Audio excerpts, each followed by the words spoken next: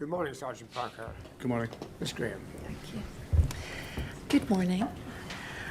Hopefully we can work the technology today, and I understand if we keep our mouths close to the microphone that should help matters.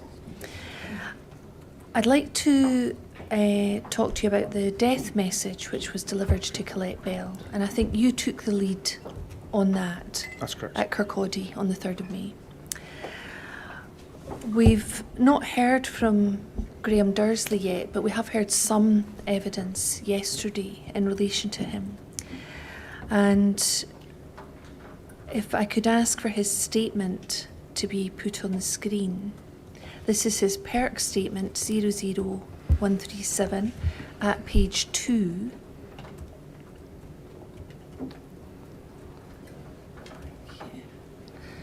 And you'll see in that large paragraph in the centre of the screen, which I think is the 3rd paragraph, it starts with regards to the death messages delivered to Colette Bell. Do you see that paragraph there? Yeah, about midway down. About midway down. Yes. And he talks about me, Graham Dursley, and Colin Robson. We delegated Wayne Parker to tell Colette Bell words to the effect that, and this is in quotation marks, a black male had been found dead and we suspected that it may be her partner. And that's the end of the quotation marks. Do you agree that that is the wording that was given by Graham Dursley? No. Not what I recall. Certainly the fact that it states a black male had been found dead. That wasn't the recollection I have. That's fine. I think in your inquiry statement, if we could look at that now, please, and look at paragraph 106. You've been asked about this and gave your details in your inquiry statement. So we'll get that on the screen.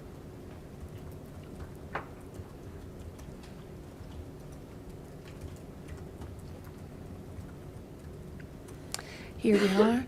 This is your inquiry statement, SBPI 00238, and it's paragraph 106.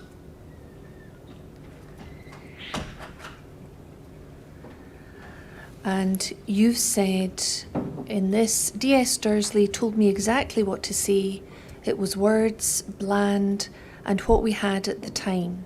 It was basically a critical incident this morning whereby a black male had died, and we believed it to be her partner, Sheku Bayo.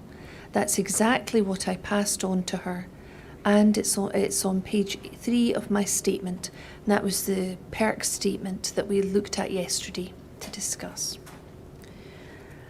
And does that remain your recollection of what you said? Yes. Yeah. So that a black male had died. Yes. Rather than what we see in Dursley's statement, a black male had been found dead. No, I can't recollect being told I'd been found dead. It wouldn't fit in with what had happened at that time either, to be fair. That is the recollection I had, what I was given on that day, and believed to be. So. Thank you.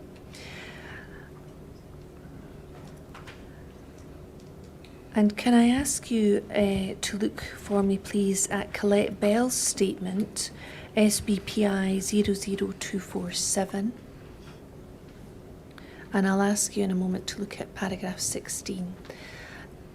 I think I said to you yesterday, we haven't heard from Colette Bell yet, but she's signed a statement and sent this into the inquiry. So if we look at paragraph 16, this reflects her recollection as we understand it at the moment. And she's here talking about the delivery of the death message. Yes. And you'll see at the end of that paragraph, she's talking about what she recollects being told by the officers. That's you and Sergeant Mitchell. Yeah. They just said that a passerby had found him dead on the street. Does that bear any resemblance to what you remember telling Colette Bell? No, there was no mention of anyone being found at all. The message was passed as per my recollection. I think there was an explanation after a reaction, as I stated yesterday, but there was no mention of any passerby having found him on the street at all, either from myself or DC Mitchell. I was going to ask, was it possible that Andrew Mitchell had said anything along those lines? From my recollection, I was in the room, noticed him, I was the only one that was left in the room by myself with her, but from her statement it says, they said in plural, a passerby, so I certainly hadn't said anything, and whilst Andy was in my company, he never said anything about a passerby either. We heard yesterday from Andrew Mitchell that after the death message had been delivered, he took the baby out for a short while, and you were left in the room with Colette Bell. That's correct. But during that time, was anything said by you to indicate that a passerby had found him dead on the street? No, not at all. Okay. Are you able to give any explanation as to why Colette Bell's statement says something different? I honestly couldn't. All I can remember from then, as we know, it was quite a short statement, a very bland one, as I've said. Her initial reaction, she obviously was extremely upset and kept saying, it's not him, why do you think it's him? So that was when I give an explanation as to why we believed it to be Sheku Bayu at that time. So I give a rough description, but nothing was discussed how he was found, because in effect, we didn't know that either. I didn't know that, Andy didn't know that, so we would be pretty much given information that we weren't party to, so no one said anything about a passerby. Thank you. Can I ask you now to look at Lorraine Bell's statement, a PERC statement 00260?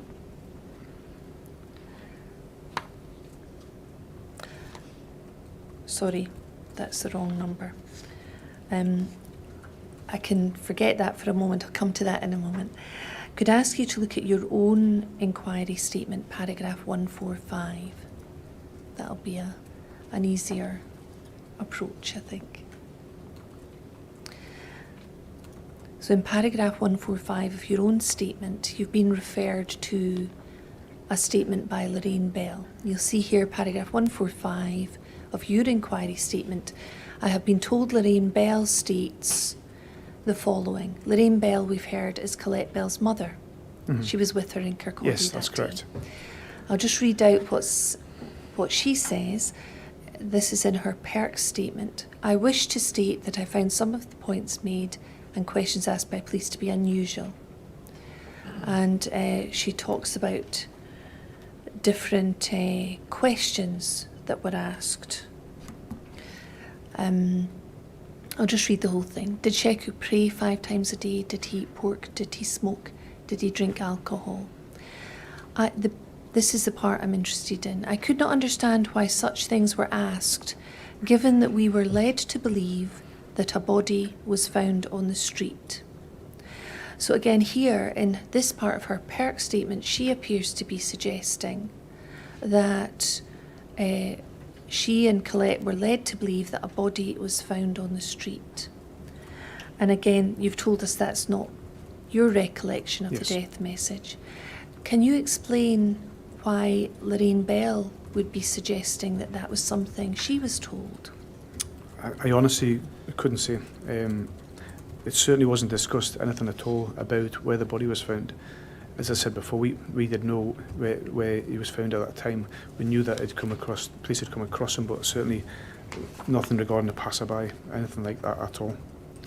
So you're not able to help the chair understand No, why? I couldn't. The only explanation I probably gave is because you pass the death messages and everything goes over everybody's head. There was a lot of conversation about why we thought it was Sheku at that time, and that was the only conversation, only explanation above that message that was discussed. So I couldn't say why that's been said, because why would we? He wasn't found by a passerby, so I wouldn't say that. We see that as I've gone through these different statements, Graham Dursley's talked about a black male being found dead. Mm. You've talked about telling Colette Bell that a black male had died. Mm-hmm.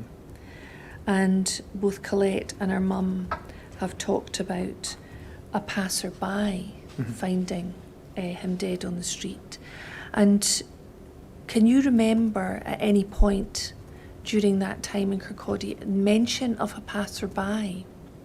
No. Certainly not the time when I had the briefing or anything after that either. But there was no mention about the police having come into contact with Mr. Bio No, at that not time? at that time. Not at that time. So no information was given about how Sheku had been found or discovered, just that a black male had died? That's correct. Looking back now, with all of your experience of delivering death messages, would you be able to help the chair and explain if you have any thoughts on how the wording of the death message at that point could have been better, could have been improved? It's only my opinion, but I'm kind of sort of guessing because I didn't know what other information was at hand at that time. So I'm passing a death message on the information that we have at the time. So could it have been improved? It probably could have with them, but I think at that time of what we had, I think we probably passed a death message. It could potentially be seen as too soon because it wasn't confirmed at that time. But I think purely because of the fact that with social media, as we discussed yesterday, if we hadn't have passed what we believed to be Sheku at that time and Colette had found out third party, then I'm sure the police would be complaining about completely understandable at that point. So I think at that point, I don't think there's going to be much you could really add to that, to be honest. And it's more being fairness towards the investigation itself. You have to, as I said yesterday, there has to be a balance of what you give, enough for the family and enough not to jeopardise the inquiry that's already ongoing, because it was already just an hour or two into what had happened at that point. Although you've explained you didn't know the full details, it may have been suggested that it would be a better approach to give the family as much information as possible, to be transparent, to be honest about that. As a general principle, would you agree with that? That's a better approach? Yeah, and generically, for an incident like this, it would be great to give as much information as we could. I would love to have turned around and said, following an incident today on Hayfield Road, the police have come across Sheku and during an attempted arrest has become unconscious. I would love to have given that full information. Why they haven't given that, I don't know. I can't comment on that. Me personally, I would love to have given that, but I can't see why it wasn't given. I understand why it wasn't given. As I keep saying, you have to try to find a line between what information is given and what isn't at the time. You've said there you can't see why it was not given, but you understand why it was not given. Can you explain what you mean by that? What I mean is, as I said, I wasn't part of the full information there, so I'm only going off what you're asking my opinion. So on my opinion, I would have loved to have given more information. Would have it jeopardised the inquiry? I don't know. I wasn't the policy decision maker, so that's decisions made above me. So looking at the hindsight, could have given a bit more, maybe. But would it have helped the family? I think it probably could have. Yeah. And the policy decision maker, is that the SIO or is it someone else? It's usually the SIO, as far as I'm led to believe. Yeah. So in terms of anyone who had the authority to make the decision of whether giving more information would impact detrimentally on an investigation, that would be the role of the SIO? I think so. I think especially in this case, it was believed to be. So we're kind of trying to balance an area here. It still might not have turned out to be him. So if we're giving more information that we have, and it turns out that it wasn't Sheku Bio at that time, then we're jeopardising another inquiry. So I can see it why they've probably done that, but it's the SIO that makes that decision. Thank you. And in terms, yesterday when I was talking to you in the afternoon, you talked about a distinction between the words that are said or the information given and the delivery methods. So looking back now, do you feel that there's anything that you or your colleague could have done in terms of delivering that death message that would have made that better or would have improved the situation? I think we were very limited with the information that we were given, or certainly the death methods that we were given to pass. We were very limited to pass it, and as we've said yesterday, it's not one of the things that's not. It's the worst part of policing to give that death message. Could have been passed better, probably. On reflection, I think maybe it could have, but I think we went over and above to try and pass it, not soften the blow, but have a wee bit of compassion towards a family that they've just lost somebody, and to give them that short draft, which I felt was very, very short, not much detail to it, wasn't great. And you always try to put yourself in someone else's shoes. Would I be content with what I was given that day? Me personally, I probably wouldn't be. I'd have all the questions which were asked that day to me: where he died, how he died, is it him? All them questions I would ask exactly the same. And at that point, our hands are tied. It sounds a horrible thing to say, hands are tied, but kind of restricted on what we are told to give, and we have to give precisely what is said. And we didn't give over and above that. Would have liked to? Probably yes. Reflection, yes, but at the time we couldn't. So the more information you're given, it makes your job easier, and it's answering questions that the family obviously will want to know the answers to. Yes. Thank you. Can I ask you about when you came to take Colette Bell's statement Yes. in the interview room? Could you describe for us how it is that you went about taking a statement? What sort of procedure, if you like, did you use? Okay. I think during that time, I think I'd probably been CI'd about 3 or 4 years at a time, so majority of classes of major incidents all done on a major incident form. A major incident form, yeah, which will contain Colette's full statement that I took that day. The whole procedure is explained. Before I even go into explaining what the statement's about, I asked if she was happy to give that statement. She was happy to provide that statement on that date. Is it ideal?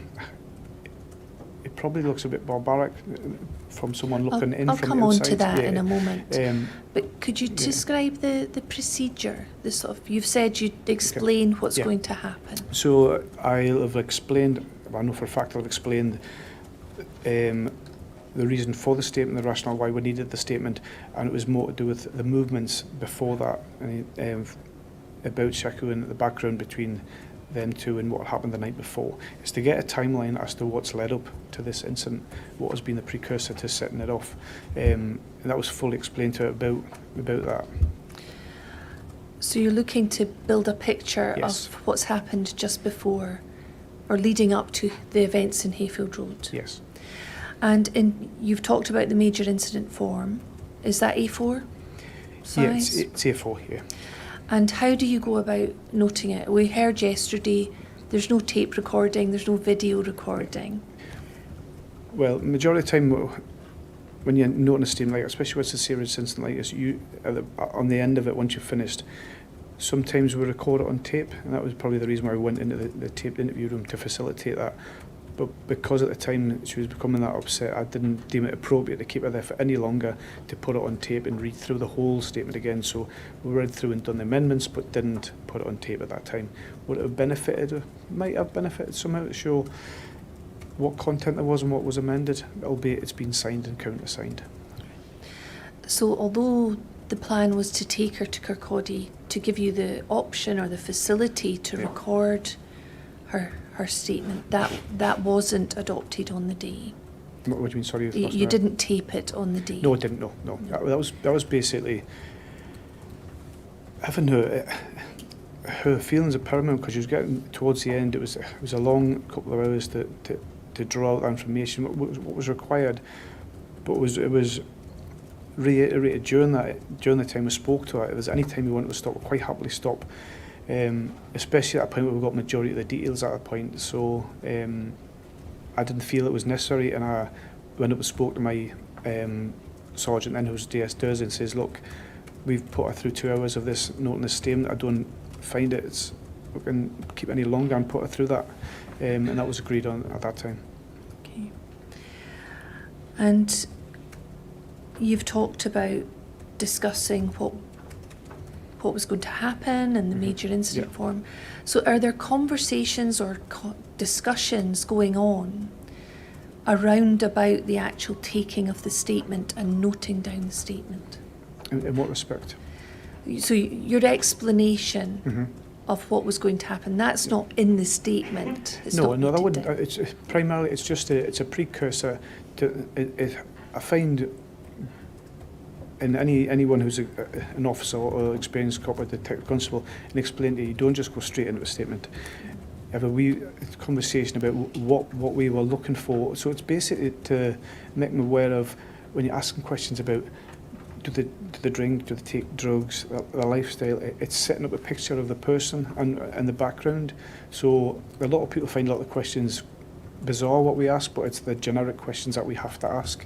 So it's basically explain that to people that we ask these questions not for a specific reason, but we ask these to everyone that we know background information of a partner or a lost one. We heard your colleague Sergeant Mitchell talk about trying to build rapport with someone. And he talked about asking lifestyle questions. You've used that word as well. You said you get information about the background. Yeah. For people who've not been interviewed or not had a statement taken by the police, could you give us some examples of the types of questions that you would ask? Majority thing, because this was a live inquiry, so you're looking for information for both parts. One, the gentleman died at that time, so we'll be needing information regarding that for the PF and the information, the background information, what's happened the night before. So it has to be a combination of both what we require. So lifestyle-wise, it'll be his relationship with Colette, how long they've been together, children, family members, local family members. Because especially because of the fact that it was an erratic meal, it would definitely be. I'll have documented drugs and alcohol. More than likely religion. If I haven't, it would probably be discussed by the flows, because that's covered by the flows as well. I'm trying to just building up a picture of his background, past medical history. Sometimes he's quite a young guy, so that was we sort of touched on probably. But everything that was discussed will contain in that statement for Colette Bell. So once you've discussed these lifestyle questions, if I can call it that as a shorthand, or background questions, are you noting down everything that's said from the beginning? Or are you having a general discussion and then later going back and asking specific questions and noting down the answers? It should be chronologically. Usually it's information that we need first and then have an antecedents, which is the background. It depends which way I've done the statement. If I've started off, and usually I start off and have a discussion of what's the relationship between yourself and Sheku, how long have you been together, where do you live, how many children do you have. Then on such and such a day, the 2nd of May, the night before, on the 2nd of May, just go through what was your movements on that night and where was Sheku at that time, and then the statement will start from there. And is every single thing that's said by Colette noted, or do you try and put it into some sort of order and structure? Yeah, it'll not be. Most times it'll not be exactly verbatim as what somebody says, and there'll be relevant points that we have to pick out, and there'll be stuff that is probably not required.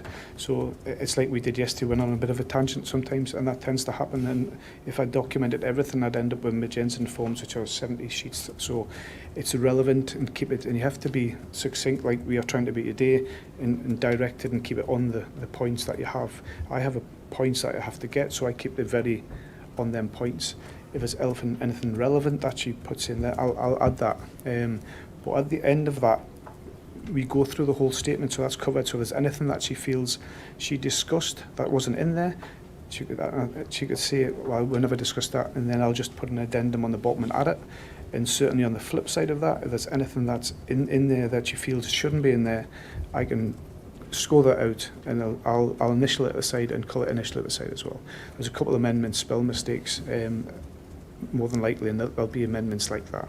So I wouldn't put everything in, but things that were relevant and I feel relevant. And at that time I had the experience to decide what was relevant and what wasn't. But we'll have that fallback, that if we read through that statement and she feels that there's anything that I've missed, or And usually when we corroborate statements like that, the officer next to me, he'll say, oh, I haven't covered that, and vice versa, I've done that in the past. But if she feels at that point that she has the opportunity to add anything that she feels has been missed, and at that time she's quite happy, and it's signed at the bottom, I sign at the bottom to make sure there's nothing else been added on the bottom of that. So it's only relevant things that go in the statement. You're the one that will decide what's relevant. Yeah. You've told us that Colette Bell was there for quite a while and she was upset, and it became, I think, did you say it was increasingly difficult or became difficult? You felt you couldn't keep her there much longer? No, I didn't feel, from a personal point of view, and both Andy will probably agree the same, she settled down and she'll give it a fantastic account of what's happened. She was kept on track all the way throughout. Mum was with the baby. Towards the end she was getting upset, and I thought that's really enough, we've covered enough what we have. And we have the opportunity, I had the essentials of the movements of the timeline, so I didn't feel pushing her anymore to get any more from that. This isn't, a statement's not the end of it. That statement is the stuff what we need, what the fiscal needs of the movements for that night leading up to it. So once I think I have enough there, I have an opportunity to say, right, that's enough, we can stop there. I didn't feel we could glean any more information that would be advantageous, and at that point I felt she was getting to a point, I'd been so upset that it wasn't fair on her. We'd been there long enough, and I made that decision that we'll just cut it short. And I made it where we may need to come back, and another officer might need to come back in the following days to just probe certain points they might have, but we might have had enough. It depends on what the fiscal wants. And that was when I decided just to stop it there. You spoke earlier about making the decision not to read through the whole statement and put it on tape. But given the procedure and given your concerns about the time this had taken, did Colette Bell have an opportunity to read through the whole statement, even though it wasn't on tape, and make those changes if she wished to do so? Yeah, as I said, I read, if we read it back and record it on tape, we have a disc of that to show that. If we read it back I read it back to Colette in its entirety, sat to the side of her, and as we went through we made amendments together, and she signed at the bottom of every sheet as I read through it. And that's how it's usually done. Was she aware that the statement would really only contain things that were relevant to yourselves in the investigation? Yes, as I said, she was the majority of statements that we know, people can go off on tangents and start discussing other stuff. I can't add that. Is that down to what I deem what we need? I knew what we needed at that point. It was a timeline of movements which I had, and as I said to her towards the end, if there's anything that you want to add to this, anything you can add it. If you feel I've missed anything, and that's the opportunity, I give the chance to everyone that I've given a statement from. If there's anything you want to add, we'll add it at the bottom of that. Do you feel that I've missed anything at all? And she didn't think she'd missed anything at all at that time, and that is when I signed the bottom, and she countersigns it as well. Thank you. We've heard some mention of family liaison officers. We've discussed that briefly with you. Was there any particular reason why you couldn't wait to get a statement from Colette Bell until maybe the family liaison officers were available? Again, that's not my decision. It's best in any sort of crime that you deal with to get an account, as we're dealing with today. If you got a statement from me in June, which I have done, that account from there, if you asked me to give a statement now, I probably wouldn't remember 70% of that. I remember certain points, which I have done, and as we discussed, I will be reliant on that statement from there. So it proves that recollection from people immediately after that, albeit it's traumatic. As I said before, being from a nursing background, is that great? Or are you going to get the best version of events? You're going to get a clearer version of what's happened. Is it fair on the person? As I said before, it might seem a bit barbaric. We've just passed a death message when noting a statement. It does sit right with me, it doesn't, but we give her every opportunity. It doesn't have to be done today. If you feel it has to be done tomorrow, that's fine. If you want to stop at any point, we give that opportunity to everyone. If you want to stop, we do not, just because it's in a police station with notice statement, it doesn't mean that you're held there. She wasn't held there as a suspect or anything, which was, she knew that. We've heard from a lot of people that events, statements given closer to the time are often clearer, Yeah. more accurate. Yes. And you would agree with that for everyone. Yeah, completely. And I asked Sergeant Mitchell yesterday, were offers of refreshments and comfort breaks given to Colette Bell during that period of time that she was in Kirkcaldy Police Station? Yes. And was it made clear to her that she could have a break at any time? Yeah, it was made clear she could have a break any time. She could stop it any time. I said that she'd, from the initial devastating death message that was passed, she was extremely upset. We sat and sort of she calmed down eventually, and when we got into the statement and the movements and that, she kind of settled down a wee bit. And I said to her, she got upset I think halfway through, and I said, look, any time you want to stop, we'll quite happily stop if you want. And she just wanted to get it finished, get it done and dusted. How long was there between delivering the death message and starting the statement taking? I'd be guessing, but she became upset, and Mum was wanting to console, and Andy, to be fair, took the challenge. He said, don't mind if I just take the baby with me so you can console her. He took the wee one outside, and Mum was obviously consoling her for a wee while, and I just stood and waited until they'd settled down a little bit.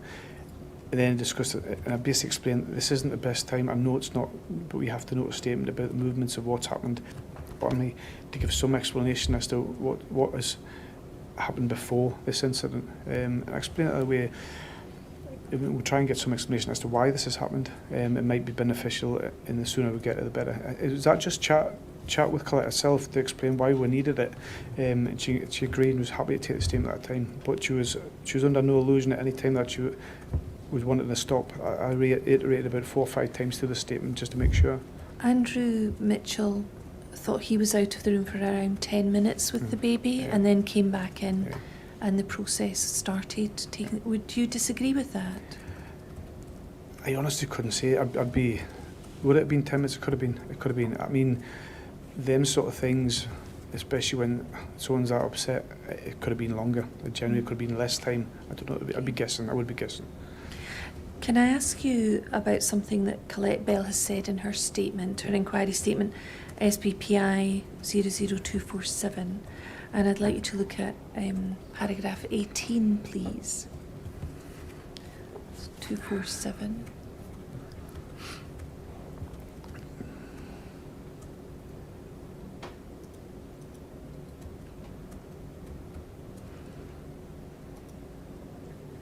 And it's paragraph 18.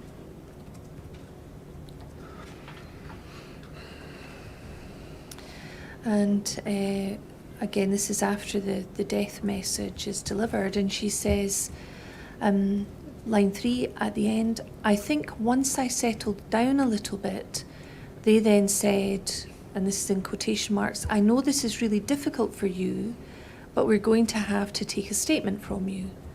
I said, I'm not giving a statement. I just want to go and see Sheik. Why would I need to give a statement? I just want to know what's happened. Do you remember Colette Bell saying that she didn't want to? Why would she give a statement? No, it's not the case. We had a full discussion between Colette and myself and Andy about why we needed to take a statement. If any time she said she did not want to provide a statement, I couldn't force her to give a statement.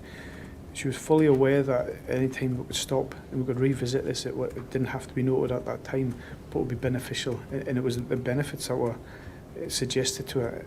If she said no at that time, I can't turn around and say and demand a statement from somebody. When you mention benefits, what do you mean? Regarding the time of giving a statement and getting the best evidence from that time. Benefits for the police? Time scale, yeah.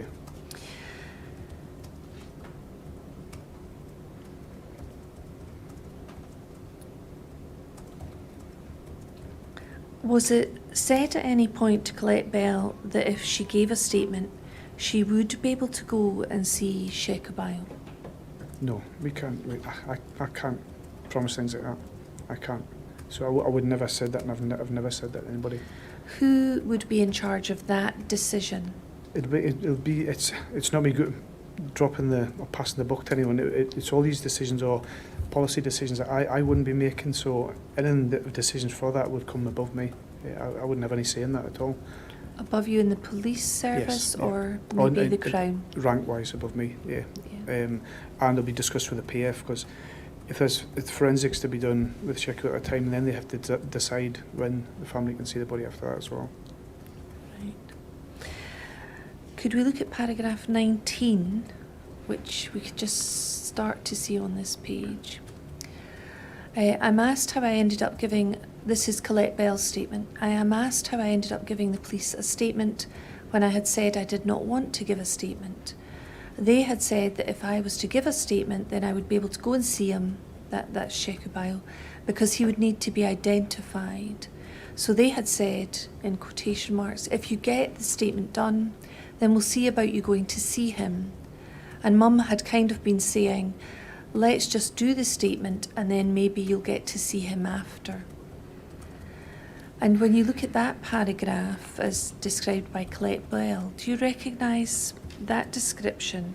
No, that wasn't the case. That this policing statements doesn't work like this. It's not a form of bribery. It's not a payoff to we'll let you see the body if we can note a statement. It doesn't work like that. I've never ever discussed that. In the past, I've had people who did not want to provide a statement. I've said that's fine. I'll give you a ring tomorrow if you're quite happy. If you're settled by tomorrow, we'll get another statement from you. If anyone throughout my career says I do not wish to give a statement, it stopped in its track at that point. That was not discussed at all. At all. It's disappointing, to be fair. That's suggested, especially what we went over and above what we discussed with her. Can you explain why she would be saying that? I honestly don't know. I honestly do not know. Do you remember any sort of discussion about the identification of Sheku We Bayo? had touched on ID. She asked me when we'd be able to see the body. I said before any of that happens, describe the routine of PMs and identification. I said what might happen. Postmortems. Yeah, postmortems. What might happen is, I've no doubt we need to speak to his family, and then whoever's next to kin will have to decide who wants to identify him. Once that's done, a family member might not want to do it, and one family member might, but you might be called upon to do that. Would you be able to do that? And she said she'd be happy to do that. That was the only time that the discussion was about that, and we have to cover that. And every time we speak to a member of family or deceased and discuss the flows and the whole procedure. So explaining that was part of the discussion in the interview. Yeah. And can I ask you to go back to your inquiry statement, please?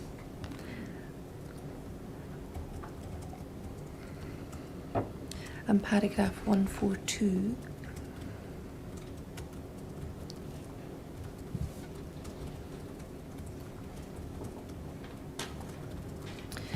And you've been referred to the PERC statement from Lorraine Bell here, and I'll read out what is stated within that statement. One of the plain-clothed police officers returned into the room along with, and it was then suggested or asked if Colette was in a position to provide a statement. Colette herself agreed to give the statement. I was present when she said this. Colette also in my presence asked the plain-clothed police officers if she would be able to see Sheku. The police officers said immediately that Colette could see Sheku. That's a description from Lorraine Bell, from her PERC statement. And your reply in relation to that was, the first part was accurate. We asked if she felt okay to give a statement. I don't think her mum spoke to us at all. At 144, about Colette seeing Sheku, that's not accurate. If that was said, it would have been explained that an identification would be required and that she could see him then. That wouldn't be a promise I made or ever would make. If that was asked, I would say she probably couldn't see him. We would never not allow her to see him, but within the realms of forensic integrity, that would never have been offered at that moment. Yeah. Again, can you just elaborate on that for me, please? It's pretty much exactly what I've just discussed. Well, I've discussed the whole process about identification and that she may be required to ID Sheku at a time. there'll be two members that'll be required, and if it's a case that one of the close family members can't do it, then she may be called upon to do it. That was the only discussion about it. At no point to say she couldn't see him. At some point she would be able to, but at the moment it probably wouldn't be able to at the moment until we find out exactly what's happened forensic wise. That had been fully explained to her at the point, and no offers of seeing the body or anything would ever been given, and never has been throughout my whole career. We cannot make that offer. It is not my decision to make, so I cannot make an offer that I cannot come through with. In these incidences, that in itself will create a problem. I cannot offer something that I cannot give, so I would not have offered that at all. So at no point you were giving incentives to No, try and not at all. encourage Colette Bell to give No, a statement? no. And when you say at 143, I don't think her mum spoke to us at all, does that mean you don't think she spoke to you at all, or are you saying she just didn't speak? I honestly, from my recollection, I can't remember actually hearing her mum speak at all. She had the baby in the corner next to Colette, and I can't remember. I remember her saying something to Colette about giving the statement, and that was it. I think that was all it was. Can you give any explanation as to why it would appear that both Colette Bell and her mother would think there was some discussion about Colette seeing Sheku if she gave the statement, or after she gave the statement? As I said, the only thing I can think is we've given an explanation about identification and things like that and the routine of it. I don't know if they've picked us up wrong, but it was certainly explained to quite an extent about the whole procedure, because they have questions. They've never been involved in this sort of thing before. It's a partner that's passed away. We can give them information about how the whole formal procedure of ID works, which we did at the time. Has that been picked up the wrong way? I potentially think she probably has picked it up the wrong way, and I can totally understand why. I can totally understand why she has, but we do not make... I can't say it. We can give you something which I can't give that. I don't make that decision to see a body. It's not my choice, so I wouldn't offer that. I'd like to go back to the lifestyle questions. Can we look for the moment at Colette Bell's statement SBPI 00247 again? And this is her inquiry statement, and it's at paragraph 22, please. We've already looked at this to some extent. I'd like to go back to this.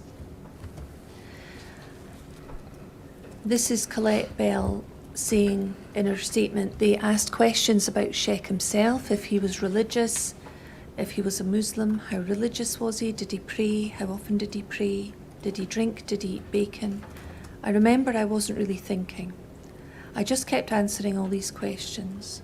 They were asking if I got on well with his family. I was asked if his family had a problem with me being white. Did they have a problem with me not being a Muslim? Did Sheikh want me to become a Muslim?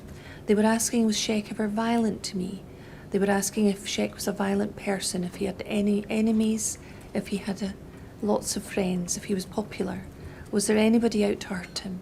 Did he have anybody that would want to hurt him? I was saying no, Sheikh's the most gentle, most loving, most popular man. Nobody would want to hurt him. He had loads of friends. He was well known in the community. Can I ask you about the specific questions here? Yes.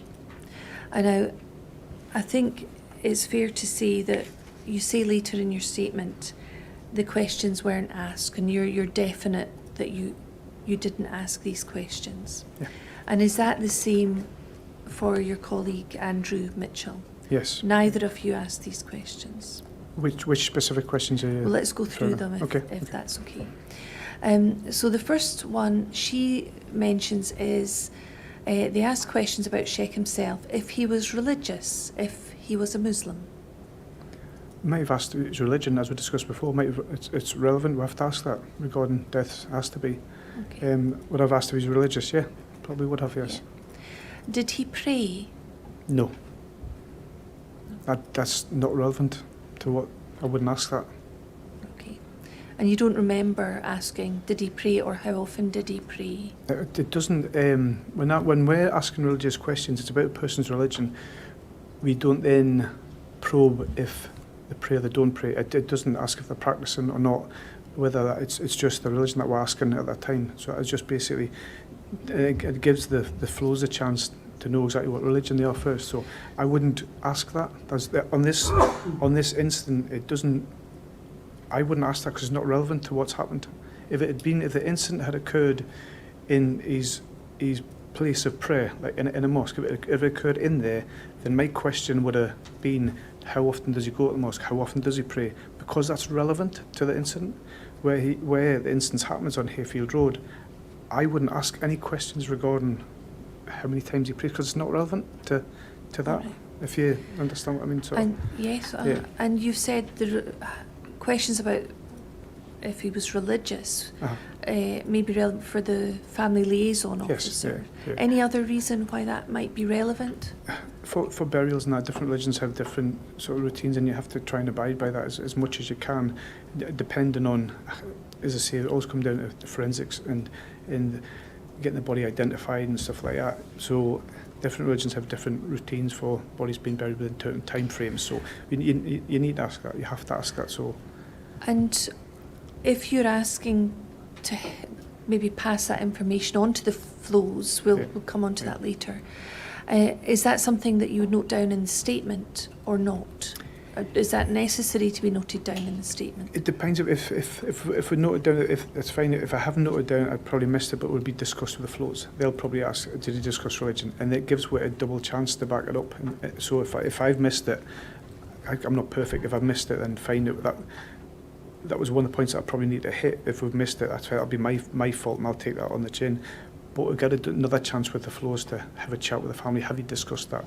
And they'll speak to the family about it. It's in their list to speak to them anyhow. So. Thank you.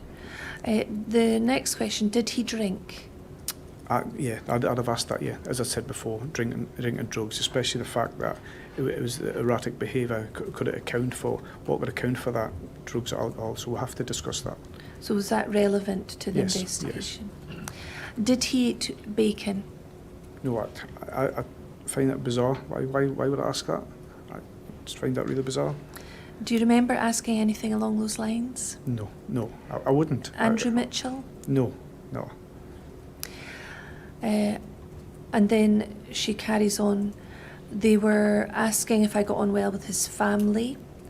I was asked if his family had a problem with me being white. Did they have a problem with me not being a Muslim? Do you remember asking questions about his family?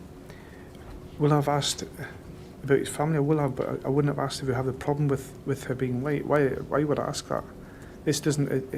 If the incident had occurred between Sheku's family and Colette, and the incident has happened in their house or whatever, then that may have been relevant between a dispute between the family. I would have asked that. I would have had to ask that. It's trying to get back to not going on a tangent here. Why would I ask that question? I don't feel it's relevant. Why is it relevant? I don't know. I wouldn't ask that. It certainly wouldn't. If I've asked that specific question, that would be in the statement. But I wouldn't ask that. It's not relevant to the inquiry. So you don't remember asking that question? No, I certainly didn't, and I wouldn't. Even looking back now, reflecting with even more experience that I've got now, I wouldn't ask that.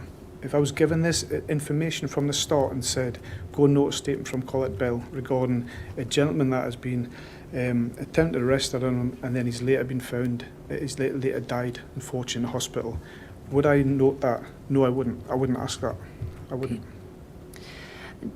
Do you remember Andrew Mitchell asking anything along those lines? No, we wouldn't. We wouldn't ask that. It's, as I keep saying, it's not relevant to what we had in front of us.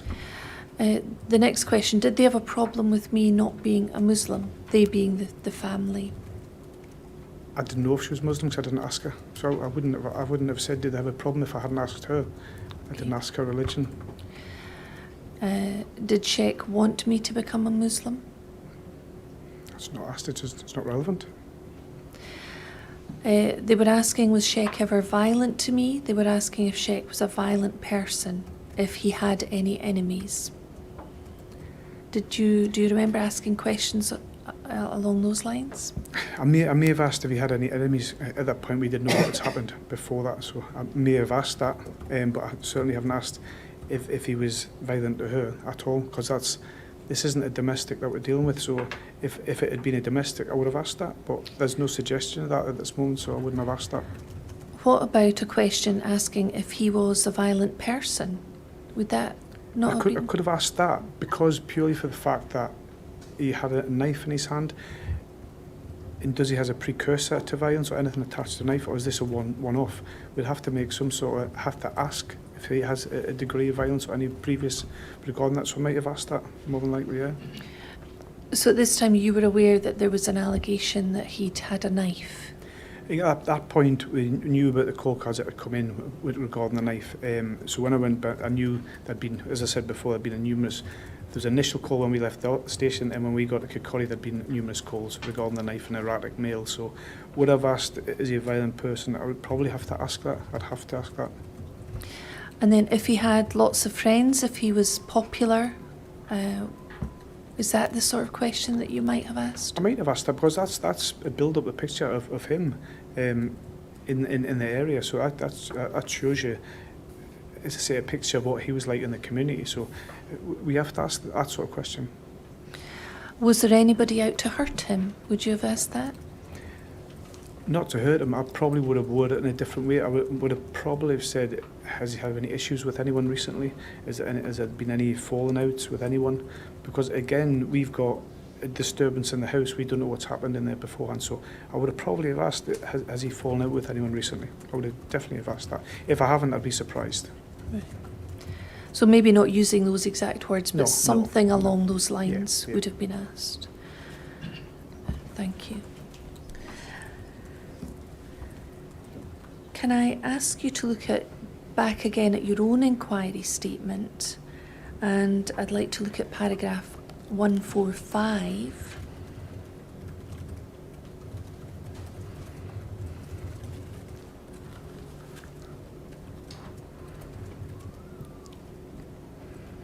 Thank you. Again, you've been referred to a statement that Lorraine Bell gave to PERC, and I'll read this out. I wish to state that I find some of the points made and questions asked by police to be unusual. What I mean by this is reference to matters such as, did Sheku pray 5 times a day? Did he eat pork? Did he smoke? Did he drink alcohol? I could not understand why such things were asked, given that we were led to believe that a body was found on the street. I also thought it was inappropriate that police made reference to racial issues, including questions about whether Sheku perceived that Colette and he faced problems in a mixed-race relationship. And I see at 146, these questions weren't asked, definitely not. Now, I think we've gone through a number of these that were mentioned in Colette Bell's statement. Again, we see reference to prayer, eating pork. We see a reference here to being asked questions about problems in a mixed-race relationship. Can you explain why Lorraine Bell's statement also mentions these elements? I honestly cannot say, because that was not discussed. I can't even see why it would be discussed. Me personally, I don't see why it would be discussed. And if it was, that would probably be added in the statement, but it definitely wasn't discussed. I can't see the relevance of whether Sheku did pray 5 times a day. What relevance does that have to coming in contact with police? That has no relevance, so I wouldn't ask it. But anyone, any DC or investigator, if you ask them, you wouldn't ask that question. It isn't relevant. Could Andrew Mitchell have asked these questions? No, I very much doubt it. No. If Andrew Mitchell had asked these questions, what would your reaction have been, on the basis you don't think any of this is relevant? I would have probably said that's not really relevant what we need, and explained why we wouldn't have needed it. Not played it down, but explained that we're probably not relevant, we wouldn't need that, so we don't really need about whether he prays 5 times a day or not. I would have had to said that, because if he'd asked the question, I would have probably had to document what he'd asked. Usually, if I've missed something, the corroborating DC will interject if I missed something during that. But the way we normally routine is, towards the end of the statement, I'll turn to whoever's corroborating or vice versa and say, is there anything I've missed? Is there anything that you want to ask the person? And at the end, Andy didn't ask anything. So he didn't ask that at all either. And tell us, why would you be saying to a colleague, we don't need to ask that, it's not relevant? Why would you shut down a colleague in that way? If he was asking questions about praying or pork, for example? I'd probably, to be more polite and not shoot him down in front of someone, I'd probably say we'll discuss that at the end. And at the end of the statement, I'll conclude it and go out and I'll say, what relevance are you trying to point at here? And I'd ask why you want to pursue that and probe that.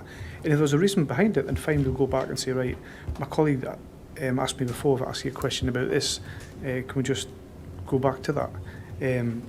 But if I didn't find it relevant, I'd probably say we'll speak about this at the end, just I'd carry on where I was and get back to my train of thought. But if he thought it was pertinent, then I'd have to address and ask him outside and say, right, well, why did you find that pertinent? Have I missed something? And then probably go back in the note statement again, continue where we left off. But at no point did Andy say anything like that, and certainly I never asked any of that. And as I keep saying that, there would be no need to ask that. Why would I ask that? I wouldn't. What would your concern be if questions such as this were asked about pork and prayer? What would your concern be about the nature of those questions? It's probably probing into something that we didn't require. Is it going further into? If anything, we only need to know what his religion was. And as I said before, if we went into any more depth about how many times did he pray a day, I didn't feel that relevant. What we needed. Will someone else feel that relevant? They might do, but I don't think it's relevant. And going and asking him if he was it pray 5 times a day and did he eat pork? What? I wouldn't ask that, and it's delving into information that you don't need. I understand that you say it's not relevant. It wouldn't be relevant to this investigation. But why would it be necessary to take somebody out at the end of a statement and have a quiet word with them outside? What is your concern here? My concern was what relevance did they find about it? First of all, did you find that relevant? If there was a reason behind that, then fine. But if someone asks, did he pray 5 times a day? I'd be wondering, why would we need that? I wouldn't have any ill feelings that they're trying to do something that's perceived as racist, which is what you're trying to head at. I know I wouldn't ultimately think he's trying to raise this question, but I would ask him, is there a reason why you're asking that? That would be why I would be asking, is there a relevance that I'm missing here? It wouldn't be the fact ultimately think there's a reason behind you asking that. You're absolutely right. I was wondering if you could recognise that the way this might be perceived by a member of the public is that the underlying basis for this question may be a racist. Yeah, you can see from the undertones from them questions as element of it, and that was never discussed. And categorically say, I would not ask them questions, so I do not see why I would. There's no way I would ask them questions. So in your role, you are capable of understanding that that could be perceived in a certain way by the public. Yes, completely. And if you were concerned about that and that perception being gained by a member of the public who's maybe giving a statement or in the room with someone giving a statement, you would do so. What would you do? I'd address, as I said, I'd take that outside and address it and ask, why did you ask that question? Because there is an innocent, if there's an innocent explanation as a relevance to the thing, then completely wholeheartedly I'll go back in, as long as it's explained to me. But if someone had said, especially them 2 questions, I'd be like, why are you asking that? And it's not to draw the attention to the officer or embarrass them. I'd have to discuss it at the end of it, because there's certain times when you ask questions that are quite uncomfortable. But I'd have to address it at the end and say, why was there? And if there's an innocent thing to it, that's fine, then I will document that. But if there is an undertone of that, then I'd have to address it. I have to address it. But that was not discussed at any time, either by myself or DC Mitchell, which I find bizarre, absolutely bizarre. The only thing was probably discussed with anything regarding ethnicity or anything like that was regarding his religion, and that was it. We didn't need any of that information, and I wouldn't ask it at all. Okay, thank you. So it's not exclusively a question of relevance to the investigation. Yeah. You will also, as part of your duties and as part of your role, consider issues of how things can be perceived. Yes. Whether that's intended or not by the person asking the question. Yeah. Right, thank you.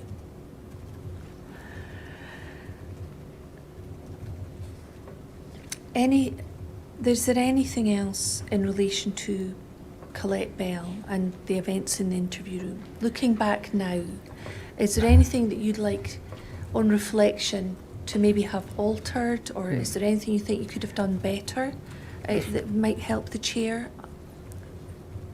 Reflecting back now, my personal opinion,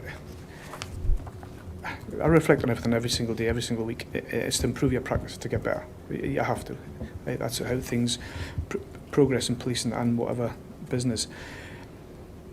I think on the day, looking back, which I have done since, is I would have probably not enforced but suggested we take a break halfway through. But on that flip side, we had nearly all the information at that point. I thought if we get it now, that'll be it, and we can basically stop this now for today and not put her through any more, not duress, but any more of the statement at that time.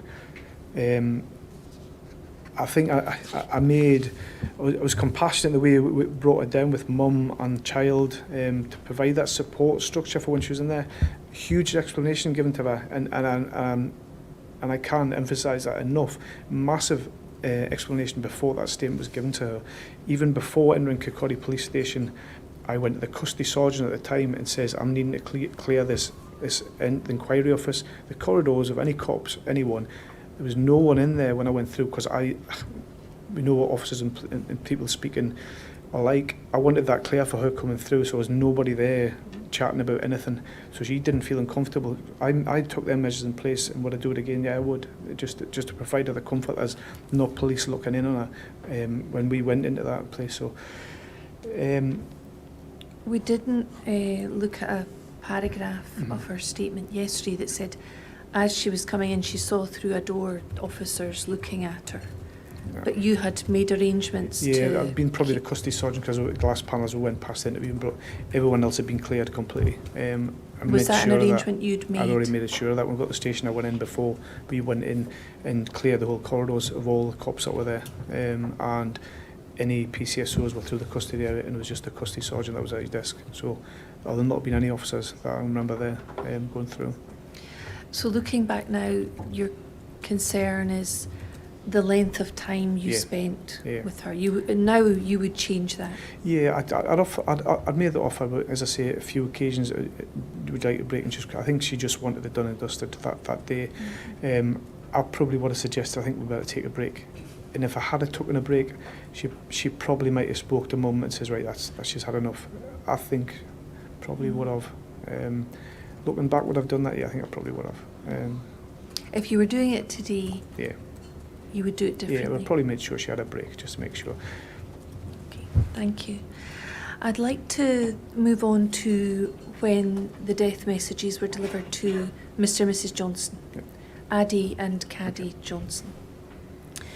And we've heard, and you mentioned this yesterday, that there were 2 death messages, 2 visits where death messages were delivered. Can we look at your inquiry statement, first of all, at paragraph 150?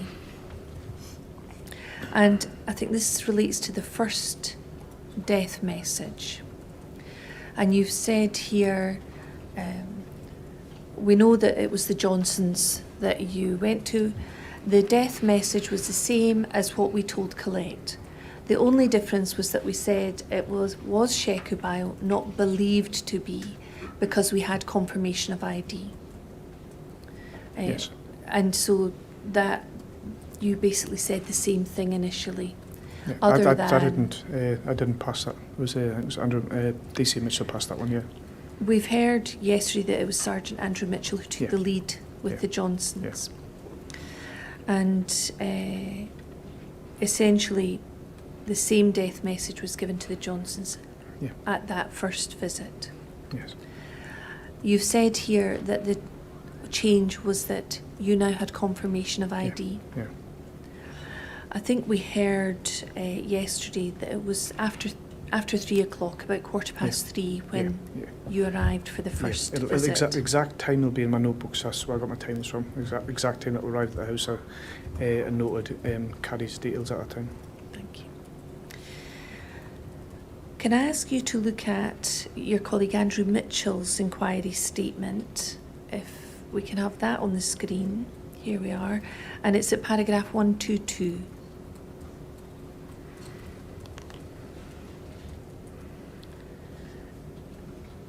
Now, I think Andrew Mitchell says he can't remember exactly what DS Dursley asked us to see. He can't remember the exact words. Yeah. I think at that point they were pretty convinced it was Sheku.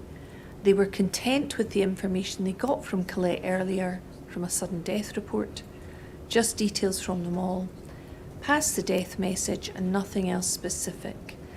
Didn't need a further statement because of the one we had from Colette Bell.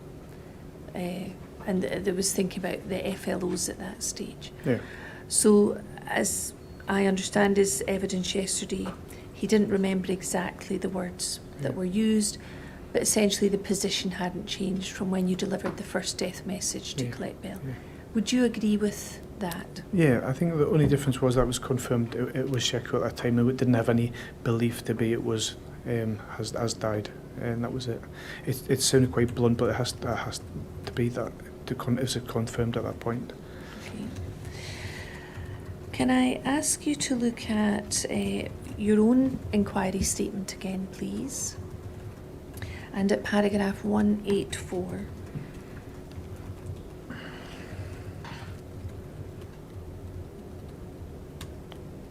And this is a quote from a statement that Addie Johnson gave to Perk about the first visit. So it's paragraph 184. I've been told Ademi Johnson states the following. The officers came into my living room and they informed me that Sheku was no longer with us. So this is Addie Johnson's statement. And that he had been pronounced dead in the ambulance on the way to the hospital. My wife was present at the time. I asked how did he come into contact with the ambulance. They said a phone call had been made by a member of the public who lived close to Sheku's house. I asked where was Sheku at the time the call was made to the ambulance. And they, and in brackets it says police, said close to Sheku's house. So that's a quote from Addie Johnson's Perk statement, and you'll see that he said he was told that Sheku had been pronounced dead in the ambulance on the way to the hospital, and that a phone call had been made by a member of the public who lived close to his house. And I think at paragraph 185, this is your comment on that quotation. No, that's definitely not the first message given by Andy. That's Andy Mitchell. We didn't know any of that. That's definitely not what we said. Andy had basically just said Sheku had died. Certainly in the second message, that's the second death message, I think, Andy Mitchell mentioned the ambulance but not the first. Yeah, I think there's probably been a bit of confusion by the family between the third message that was passed, because at that point we were given again the Bland statement. I think there's probably confusion between that and then the one that was given Andy over the radio by the looks of it. Yeah. So just to be clear, in terms of the police perception, Colette Bell receives the first death message. Yes. The first time you visit the Johnsons is the second death message. Yes. And the third is the second visit to the Johnsons. Yes. But as far as the Johnsons are concerned, they were visited twice.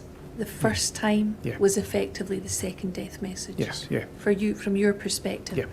And the second time for the Johnsons is the third message that you're talking about. Yes, yes. Thank you.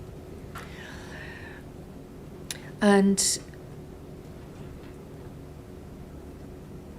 I'd also like to look at the inquiry statement from Addie Johnson, and that's SBPI 00248. Now we have, paragraph 3 please, we've not heard evidence yet from Mr. Johnson,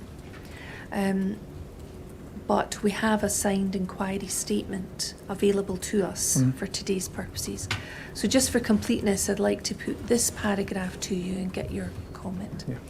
So paragraph 3 of Addie Johnson's inquiry statement says, the first thing they said was that they were sorry to tell us that Mr. Bio had left us or passed away. I can't remember the exact words. I asked the question what happened, and they replied that a member of the public called an ambulance. He was lying on the side of the road, and the ambulance picked him, and if we could move down the page slightly, picked him up. It was on the way to hospital that he had passed away. They said a family liaison officer would be contacting us. So we can just come back down slightly so that you can see that. So you'll see there that in the inquiry statement that Mr. Johnson's given us, he gives a description in that paragraph. Mm-hmm. Looking at that description, we see references to the member of the public Mm-hmm. calling an ambulance. We see reference to Mr. Bio lying on the side of the road. Mm-hmm. The ambulance picking him up, and on the way to hospital he'd passed away. Mm-hmm. Again, can you comment on whether that or any part of that was part of that first visit to No, the no. Johnsons? From the very start of policing, death messages to be passed, it has to be very precise.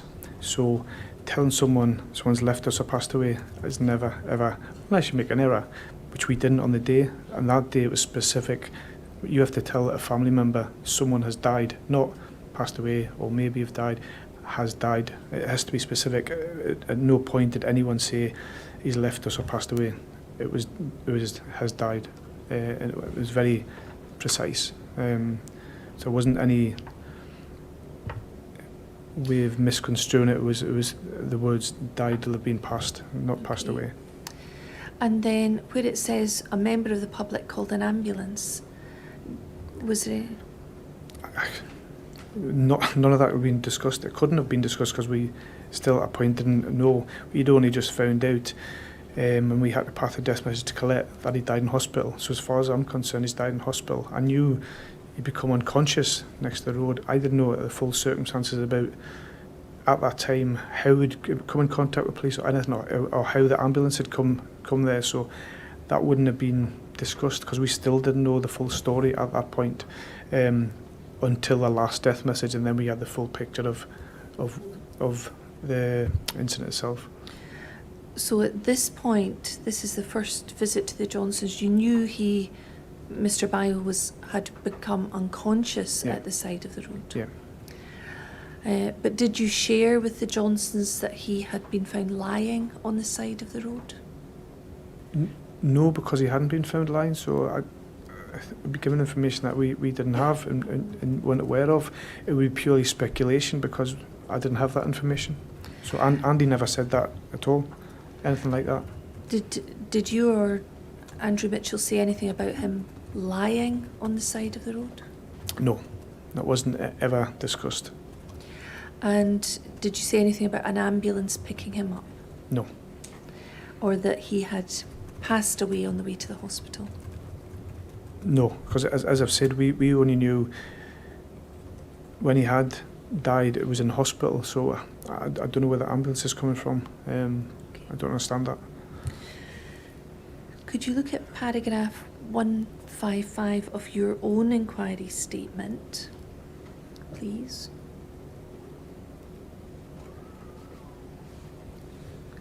So it's 155. And here I was asked by Perk, so this is you recollecting your statement to Perk, which we looked at yesterday. If I said he was found at the side of the road, I didn't know that. I thought he might have been found on the grass. Yeah. Can you tell me what you mean by that you thought he might have been found on the grass? I thought at that point when we found it, we were made aware of that, he'd been come unconscious and then taken to the hospital. I thought they'd made contact with Sheku on the grass. I didn't even know it was on the road that this occurred at the time. So when you say when thought made contact with Sheku Bio, what do you mean by contact? when they'd basically approached him to speak to him, I thought it was on the grass. I didn't even know he was on the road at all. How did you know that? think it was a discussion before and saying when we came back up and said that past the death message, there was obviously chat about the whole partial bits of the incident that he's came across. Cops have come across him on the grass at the side of Hayfield Road, and I probably picked up on that. So I wasn't even aware that he became unconscious on the road. I thought it was on the embankment at the side of the road. Do you know Hayfield Road, the area? Yes, yeah. Have you worked in Kirkcaldy before? Or? Yes, I have, yeah. And when you say this was known to you, was a discussion, who talked to you about this? I think it was just a discussion in the office when we were up there about just, you get a brief update of what's going on, and right, we want you to pass the death message. This is where we're set at the moment. So you'll get a wee brief update of what's going on.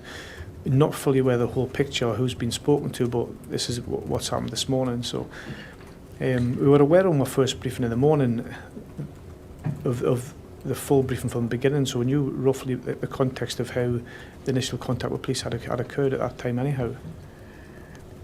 Who had given you that brief update in the office? It'll probably be either DS Dursley or D.I. Robson when we're up in the office, because it's quite a confined area, so everyone who's back from the inquiry teams will get a wee update as to what's happening. And when you talk about the death message, you've talked about there being 3 that you delivered that day. Yeah. Which one are you talking about when you talk about you'd got this brief update in the office? It'll be just before the second one probably, because that's when we had confirmation of ID. So just before you went to the Johnson's house, you'd had this brief update from either Graham Dursley or that's my recollection, that we knew a wee bit more at that point. And you've talked, I think yesterday afternoon you talked about having seen the call cards and being aware of the calls coming in. Were you listening in at all to the airwaves transmissions? We're getting bits and pieces. It was all traffic about transporting and everything like that. So we listened to bits and pieces that was calls coming in regarding it. But majority of the time we were trying to concentrate. Well, during the statement we probably had one radio off. In fact, we might have had both radios off at that time during the statement probably. So we'll not be aware of much during that time. But certainly when we were at the house. Can you help the chair understand the timing that you were looking at the call cards? Yeah. I only looked at the call card the very first thing that morning, the very first call card, so I was aware in between leaving Leavenmouth and coming to Kirkcaldy. I was obviously a discussion on the briefing that those calls have came in since then about a male seen on the road with a knife, and so I think it was about 1 or 2 or 3 at that time at the point, so I hadn't seen them call cards and hadn't accessed them. We got a briefing then and then went out to the first house. When you were en route from Leavenmouth, were you listening to any airwaves messages? Yeah. So we're aware what was coming in at that time as well. And what time were you in the vehicle travelling to Kirkcaldy, just to remind us? It'll probably be, I think the call card came in the back of 7, so we'll probably travel from Leavenmouth at back of 7 up till about 8 o'clock, I think. It'd probably been a 20-minute journey or something, around about that frame. So when you were listening to the radio and the airwaves transmissions, were you tuned into the events that were going on at Hayfield Road? I think one of us was on the channel, and the other 2 were still on Leavenmouth and were transferring to Kirkcaldy channel, pardon me. So we probably heard the events as were unfolding a wee bit.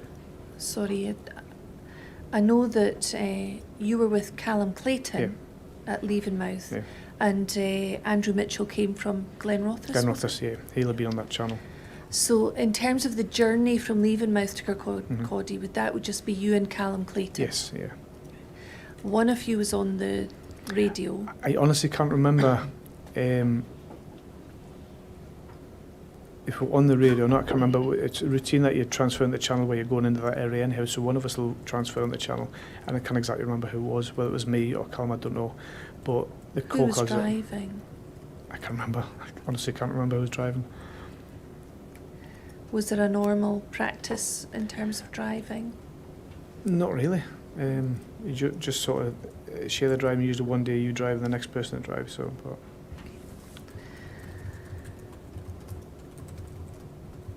Right.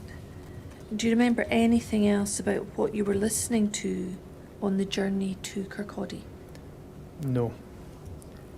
Well, I've probably been listening to the channel to find out what the updates were and what's been happening. No doubt. Looking back, can I remember? I can't, but I have the information, so I've either been listening at radio and had it from the briefing as well. So. But during that journey from Leavenmouth, you've been sent to Kirkcaldy to assist. Yeah. You know it's in connection with this incident. Yes. You tuned in, one of you is Yes. tuned into the radio, listening to the airwaves messages. At the time you're listening in, has the incident with Mr. Bio completed or is it ongoing? It's already happened by then. By the time we were heading up, he was probably being conveyed to the hospital by then, so that all the initial incident with the police was at the locus was completed. So probably the traffic at that time was getting officers to secure the area. That'll be in the probably traffic. So the actual incident itself had already occurred. I think he'd already travelled to the hospital at that point. Because when we went down to the first house, I think he was still in the hospital, being receiving medical attention at the time. So I'm just trying to get a picture in my head. You talked about seeing the call cards, which were the emergency calls from members of the public about a man with a knife. Yeah. And at some point you were asked to go and assist.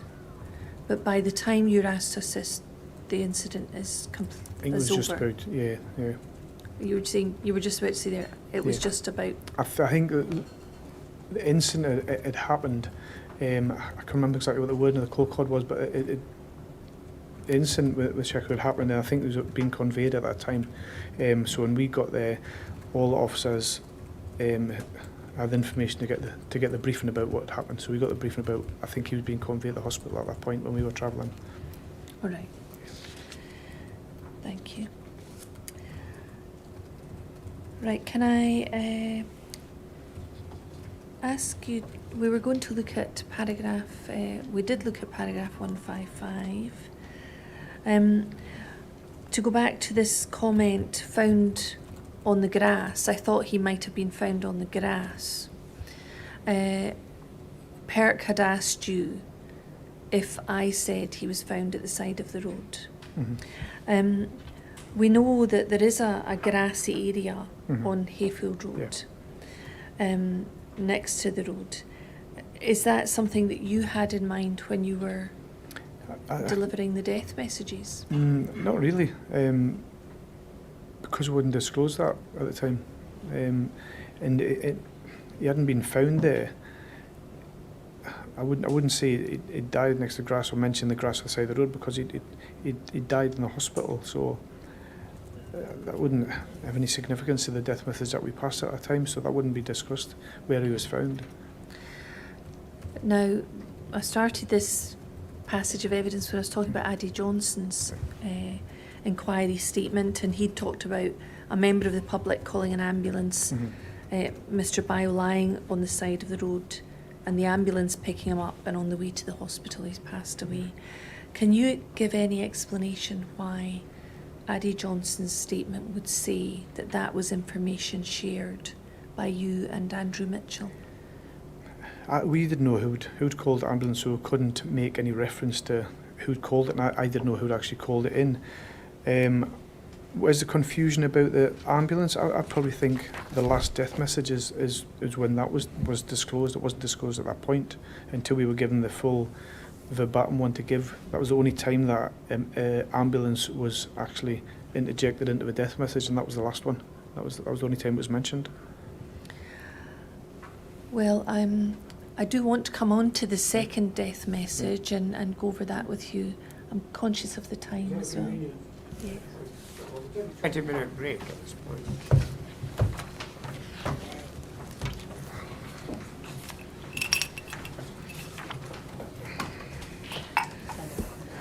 Oh, that was good.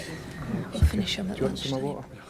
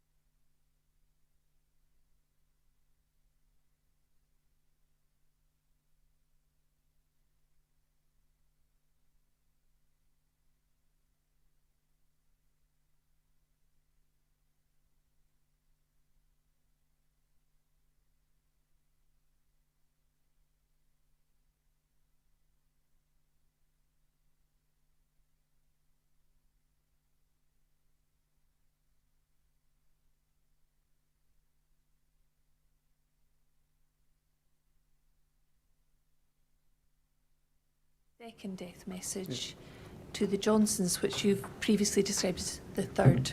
Yes. And could we maybe begin by looking at your own inquiry statement at paragraph 157?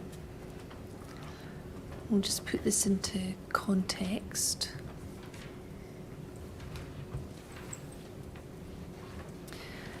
So this is your return visit to the Johnsons' house. And at the time, at the bottom of the notebook, is 1540 when we reattended. So this is the second time you go back, and you record the time of that second visit there as 40 minutes past 3, 20 to 4. Yeah. And that was on the 3rd of May 2015. Yes. Now, yesterday when I was asking Sergeant Mitchell about this second death message to the Johnsons, I referred to his inquiry statement, and that's SB, the inquiry statement for Andrew Mitchell, and it's paragraph 144. And I think probably a quick route to this message is by going to that statement. So that's an inquiry statement from Sergeant Andrew Mitchell.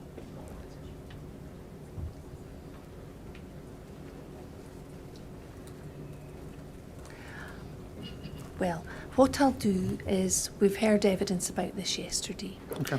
And what I'll do is I'll read out the statement from the typed version I have in front of me, and we can get it on the screen another time. But Sergeant Mitchell had spoken about this yesterday. We also had a look at his notebook yesterday, and that was on the screen.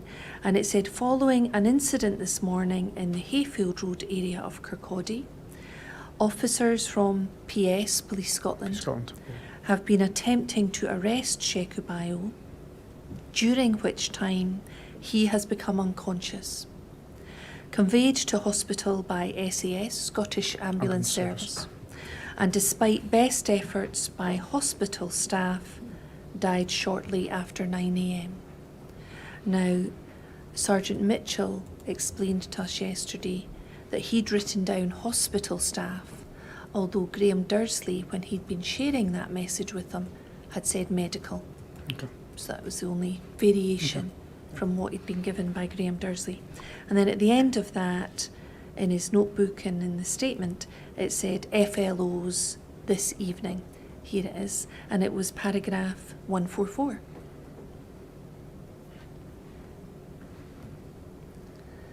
And you'll see there that this is Sergeant Mitchell's inquiry statement. Yeah. Paragraph 144, and that's the text that he read out from his notebook. It'd probably be easier to see his notebook, because I know exactly what he said, because he tilted the notebook and I was reading it as he said it. So Okay. I pretty much... Would you like to see Yeah, the notebook? yeah, that'd be easier probably. That's PS 18502 at page 40.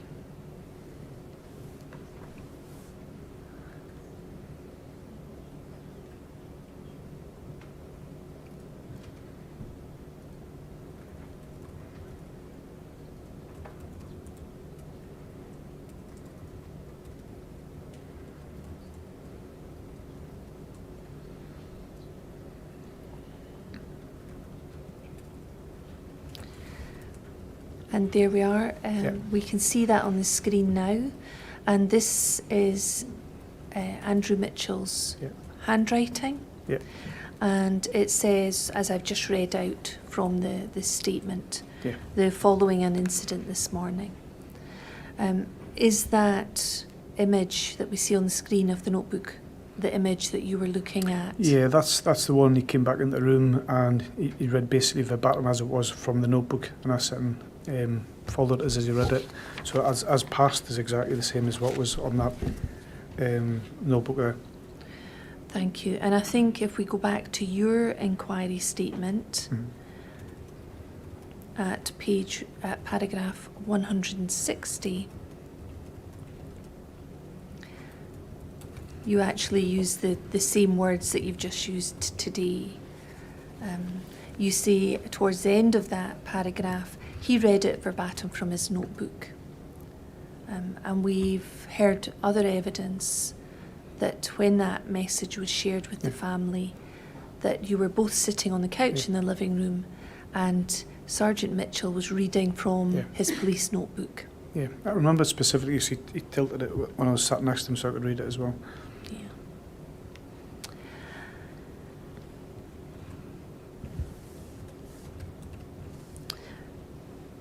Can you just confirm then that the wording that we saw in the notebook is the wording that was read by Yes, Mitchell? yeah. I can't speak what was given to DC Mitchell from DS Dursley. I'm just speaking to what was in Andy's notebook was exactly the same as what he read. That was on that notebook. And apart from the wording in the notebook, was there any conversation beyond that about the circumstances or what had happened to Mr. Byle? We've kind of stuck by what we were told from the very, very start, not to give any more information above that. And again, that was as much we had to give that. And the only discussion after that was regarding family contact with Flo's, an explanation about Flo's, and that was it. Right. So, although at the end of the notebook it said Flo's this evening, tell us about the conversation that you had about family liaison. Yeah, so what happens, as I've discussed before, we'll touch on subjects within the history and family and religions and stuff like that. Flows are more a link between families and the whole processes, and to support the family. This was fully explained to Colette, and it was said that she'd probably be allocated a flow as would family members as well, be offered it. We discussed that with Carrie and Adi about the flow procedures and that they'd be coming tonight. And we'll be basically giving them a discussion as to what we'd spoken to you about today and brief the flows effectively before they come. You've used the words that the flows would support the family. Yeah. We may hear evidence later in this inquiry that some officers consider flows to be part of the investigative team. Right. Would you agree that that's also part of In- the flows job? Getting information from the family that may assist the investigation? Yeah, I'm sure families will provide information that would assist the investigation, but their primary function is a liaison officer for the family to support them and liaise between the police. That's what that role is. But if there's any information that comes forward, then I'm sure they would get that from the family members as well. So their primary role is not to assist the investigation? No. Thank you. Can I ask you, did you, as part of that discussion or any discussion you had with the Johnsons that day, explain or tell them that the police were looking for somebody or looking for two guys? There was no suggestion at any point of anyone outstanding at all. I don't know where that would come from. Can you explain in any way why the family might have got that impression? The only way that I'd probably think that I may have got that impression is we discussed that there's an investigation ongoing and that maybe witnesses need to be contacted. That's the only way I can think that they maybe picked up on that the wrong way. That I know that routinely we always discuss that there's an investigation ongoing and there may be witnesses to be spoken to during this investigation. Nothing about anyone. I wasn't aware of anyone that was outstanding, certainly not as suspects at all. We may hear that the police wanted to take statements or speak to Martin Dick and Saeed Sahid about Mr. Bayo. Was there any discussion with you and the family about those two gentlemen? No. The only way that Mr. Zaid and Mr. Dick came into our knowledge was through Colette's statement. Only way I think that they've got that knowledge is probably from Colette coming to the house and disclosing that, because it certainly wasn't given by us. They were actions to be allocated and spoken to, so we wouldn't divulge what witnesses were at that point. So only opportunity that they've got them names from will have been from Colette being at the house. So part of the statement taking in the interview room with Colette Bell, you'd learned about Martin Dick and Saeed Sahid. Yes, yeah. And that was an action point for the police to investigate. Yeah. So that was information that you knew about when you went Yeah. to speak to the Johnsons.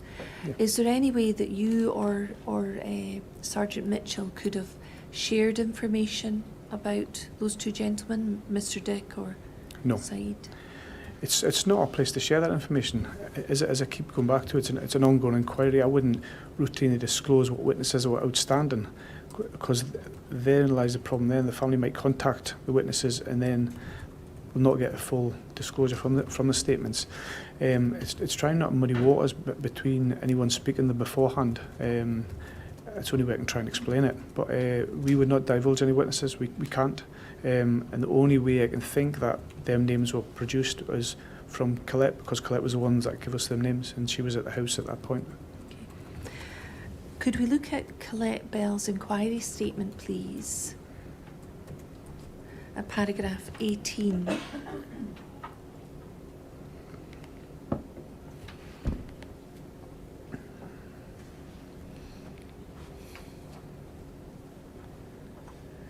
And you'll see it says towards the sort of latter half of that paragraph, I remember them saying, do you see that there? Yes. I remember them saying that they were looking for somebody in connection with it, but I can't really remember the sequence of when they had said that. I just remember when I was asking what's happened to him, they had said, we are looking for somebody. Do you remember any conversation to that effect? No. With Colette Bell? She'd mentioned something about she'd received a call from Zaid, but there was no one that we were looking for. There was no one else there was no one we were aware of that we were looking for. I wasn't part of that side of the inquiry. We were just there to note a statement, so I didn't know that was anyone outstanding from that at all. At the time you were with Colette Bell, were you looking for Zaid, or were the police looking for Zaid Not at that to point. give a statement? Or? Once we've finished the statement, so from that statement, I've no doubt there's been actions have been developed, and what that means is there'll been officers sent out to contact Martin Bell and Zaid Saheed from there. So at that point, he'll have been an outstanding witness. He's already been mentioned by Colette when we went to the house first thing that morning, saying she'd been in contact with him by phone. Right, thank you. Then can we go back, to your inquiry statement, please?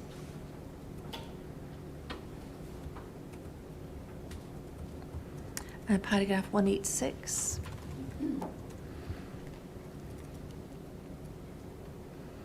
Now this is where you've been referred to Addie Johnson, Mr. Johnson's perk statement, and we looked at this briefly earlier. You'll see around halfway down in this paragraph, Mr. Johnson says, the police officers said they were looking for two guys and that they, the police, were going to a friend's house called Martin, witness Dick.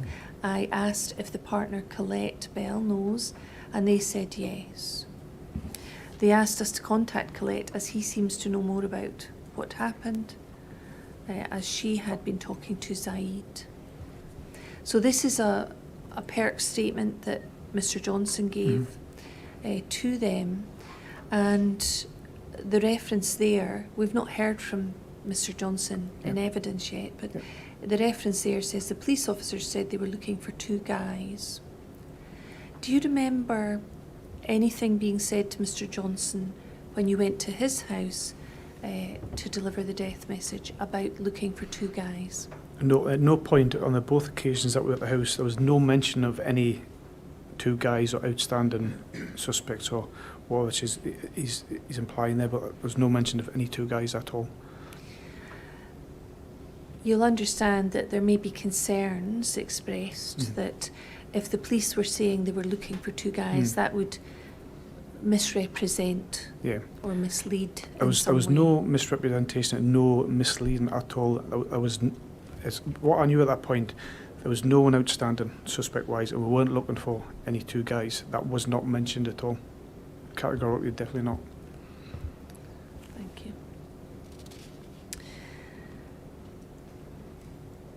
When we look at this paragraph 186, Mr. Johnson describes asking questions, a number of questions.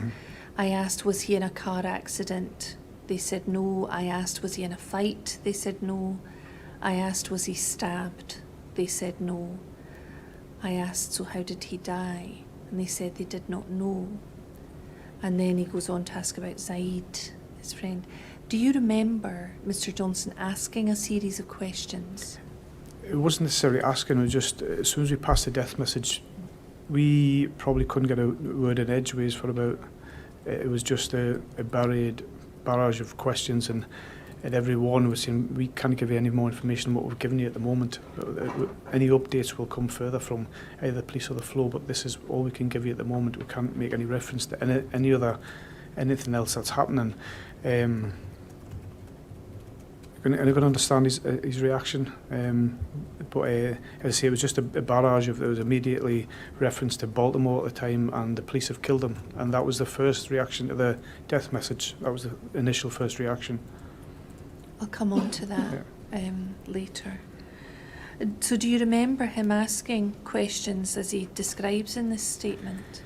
I think he must have asked lots of questions, and understandably so, and we couldn't answer any of them, to be fair. He was asking where he died and stuff, where he died, how he died, had he been stabbed, and the answer from both Andy and I was, we don't know, and at that point we didn't know what was the cause of death, which we couldn't, and again would we speculate, and we can't do that. And we couldn't answer any of them. We couldn't give them the information, as I said before. We cannot give them any more information than what that whole death message says. So there was no answers to any of them, which kind of made the frustration even more. Can I ask about the question I asked, was he in a fight? And they said no. We may hear evidence from Colette Bell that she explained to the police when she contacted that he'd been in a fight or an argument with his friend Zaid Saheed. And was that information that you did have at that time? We had information from her statement, yeah. But according to this statement that we're looking at, part of which we're looking at here, he said Mr. Johnson asked if Sheku was in a fight and was told no. Was there any attempt by you to explain what you'd heard from Colette Bell? No, we can't. I can't divulge what she's given in her statement. We cannot do that. Has that came out from Colette? Colette will have to explain that, because we didn't divulge any of her statement at all. If he's asked the question, has he been in a fight, the answer would have been, we don't know. We don't have that information. I can't tell you that. And if it has been divulged, then it has come from Colette, so it's certainly not come from Andy or I.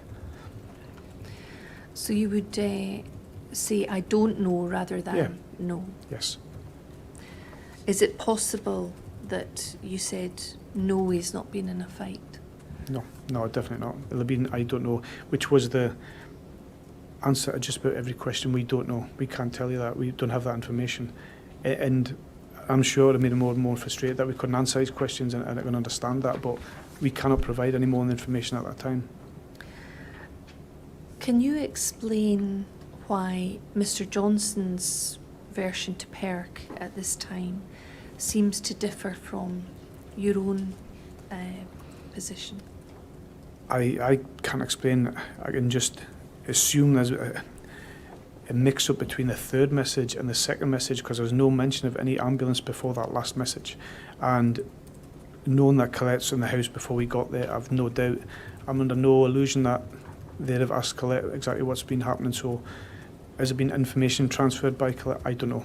I'm merely speculating, but I'm sure they'll have had the same questions for Colette, who's been in the house before we have returned on the third occasion.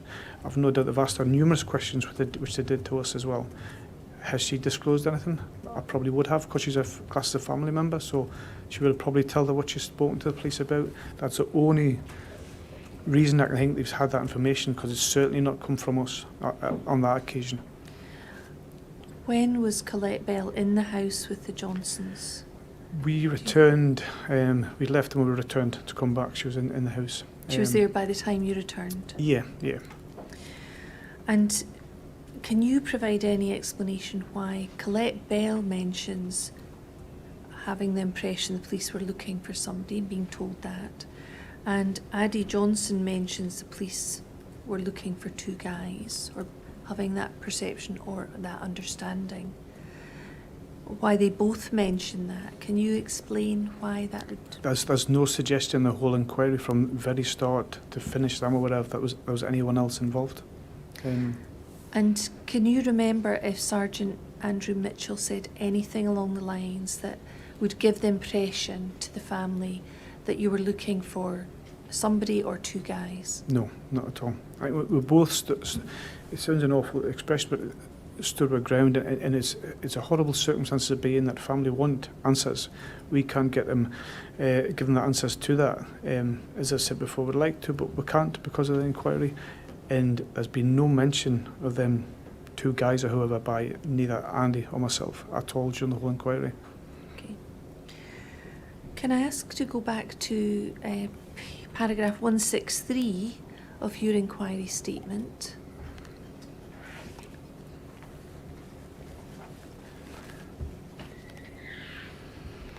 Here we are. So this is in your inquiry statement. Perk asked me about warrants for Sheku Bio. I don't know where that came from. There was no mention of warrants or anything like that. There was no mention of involvement of any persons. They said it's early on in the inquiry and that's all we could say to them. That's all we could give. We're duty bound to only give them what we've been told to give. And when you say duty bound to give what you've been told to give, is that a reference to what you said yesterday about the instructions from your senior officer? Yes, yeah. Can I ask you about warrants? We may hear or have heard that the family were under the impression that they were told by the police that there were warrants out for the arrest of Mr. Bio. Is that something that you were involved in speaking to the family about? No, never. I didn't even know he was on warrant, to be honest, if he was or wasn't. There's no mention of any warrant in it at all. Okay. Can we look at perk 04350 at page 2, please? I'd like you to look at a perk statement from Mr. Johnson. So this is a statement that Mr. Johnson gave to perk in May 2015. Page 2, you've been referred in your inquiry statement to some paragraphs and sections. Okay. And there's on page 2, there's a section that, just keep going. It starts, it was the other officer who referred to his notebook.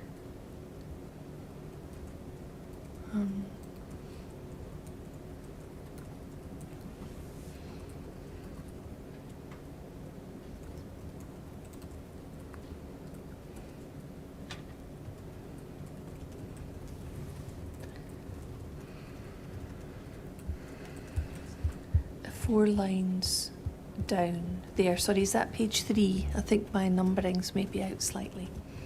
So 4 lines down. It was the other officer who referred to his notebook. Do you see that? Yes. There. It was the other officer who referred to his notebook, basically read from his notebook, holding it in a way his colleague could read it as well. You've talked to us about that. He told me there was a warrant. This is Mr. Johnson. He told me there was a warrant out for the arrest of Sheku and that they were trying to arrest him and he was refusing. Then they had to make a forceful arrest. It was during that process police realised he was unconscious. They tried to resuscitate Sheku. I asked a question again, who called the ambulance? They went quiet. I asked the question again, but this time if the police were present, who called the ambulance? They said the police. I then asked when the police met Sheku, was he alive? The answer was yes. And at that point, my wife, Caddy, Colette and Lorraine became very emotional and angry. And the officers then said a family liaison officer would be in contact. So can I ask you about that section of Mr. Johnson's perk statement? He told me there was a warrant out for the arrest of Sheku and that they were trying to arrest him and he was refusing. Now, we've been told, we've heard evidence that most of the talking and the lead in relation to the death messages for the Johnsons was by Sergeant Mitchell. Yep. But can you tell us, from that description given by Mr. Johnson, do you recognise that reference there to an officer saying there was a warrant out for the arrest of Sheku? They were trying to arrest him and he was refusing. No, there's absolutely no mention. Andy made no mention of any warrant or any, what was it says? Forceful arrest. There was no mention of any forceful arrest. There was an attempted arrest in the sudden death message, but there was no mention of any forceful arrest. Right. Can I now turn to Colette's inquiry statement, which is SBPI 00247.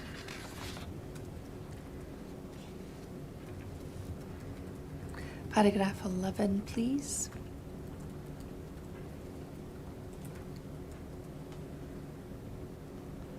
So this is Colette Bell's inquiry statement here.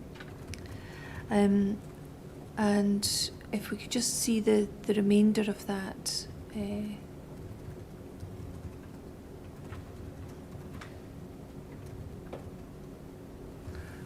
Sorry, let me just see. Could you go back up, please? Sorry.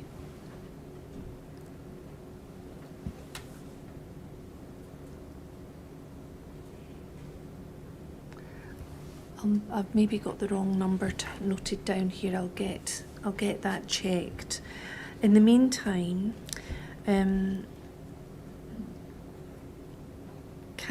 while that's being done, can I ask you to look at paragraph 217 of your own inquiry statement?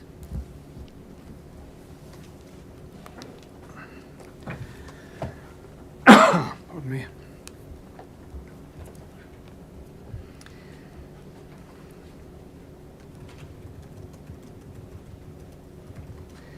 And thank you. And this is where you're referred to another PERC statement, this by Caddy Johnson, Mrs. Johnson.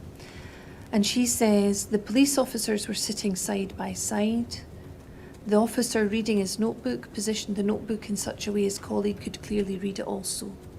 I can remember being told the police have been involved in a forceful arrest, and during that time they realised Czech was unconscious and the ambulance was called and died by the time he got to the hospital.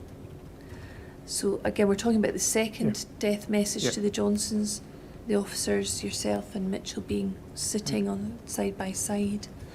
And her recollection when she spoke to the PERC was that she'd been told the police had been involved in a forceful arrest. It's not the terminology that I would use. If I was stating that we were arresting someone was arrested, not a forceful arrest. The death message says whilst attempting an arrest. There was no mention of forceful. And as I've said, as they said, he's read from his notebook, and I basically read verbatim as he's presented that death message, very succinct to the word of what he delivered, and nothing was mentioned about a forceful arrest anywhere within that death message that Andy delivered at all. Never ever mentioned. Can I ask you to look at Lorraine Bell? Well, actually, I can read this out, it's very short. Lorraine Bell's statement to PERC, which is 00260, said that an officer with a Newcastle accent said Sheku Biles' arrest was forceful. This was a shock and came out of the blue. So again, Lorraine Bell used the words forceful. The one thing that stands out was I never delivered the death message, so I never spoke when it was passed. So I wasn't party to the death message from DS Dursley. So how could I say the rest was forceful when I had no information about it? Did you contribute anything during that time? No. Finally, I'd like to go back to Colette Bell's statement, SBPI 00247, and if we could look at paragraph 32 for the moment.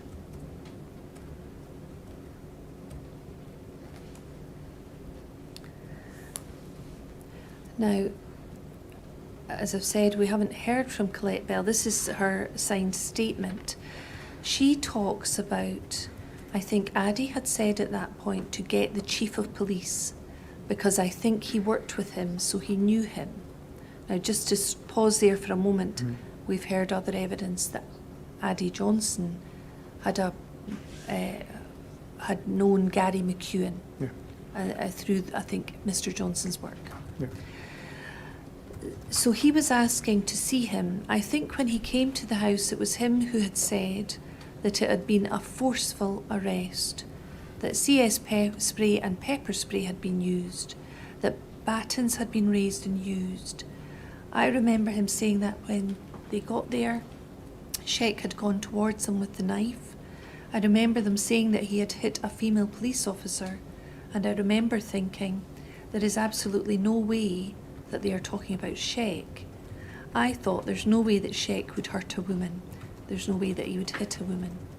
So just to stop there, it appears from what I can see in this statement from Colette Bell that she's signed and sent into the inquiry, that her recollection is that it was the chief of police, as she describes him, that for these purposes she doesn't use the name Gary McEwen, but we've heard evidence about that it was him that had said there'd been a forceful arrest and discussed CS spray and pepper spray and batons.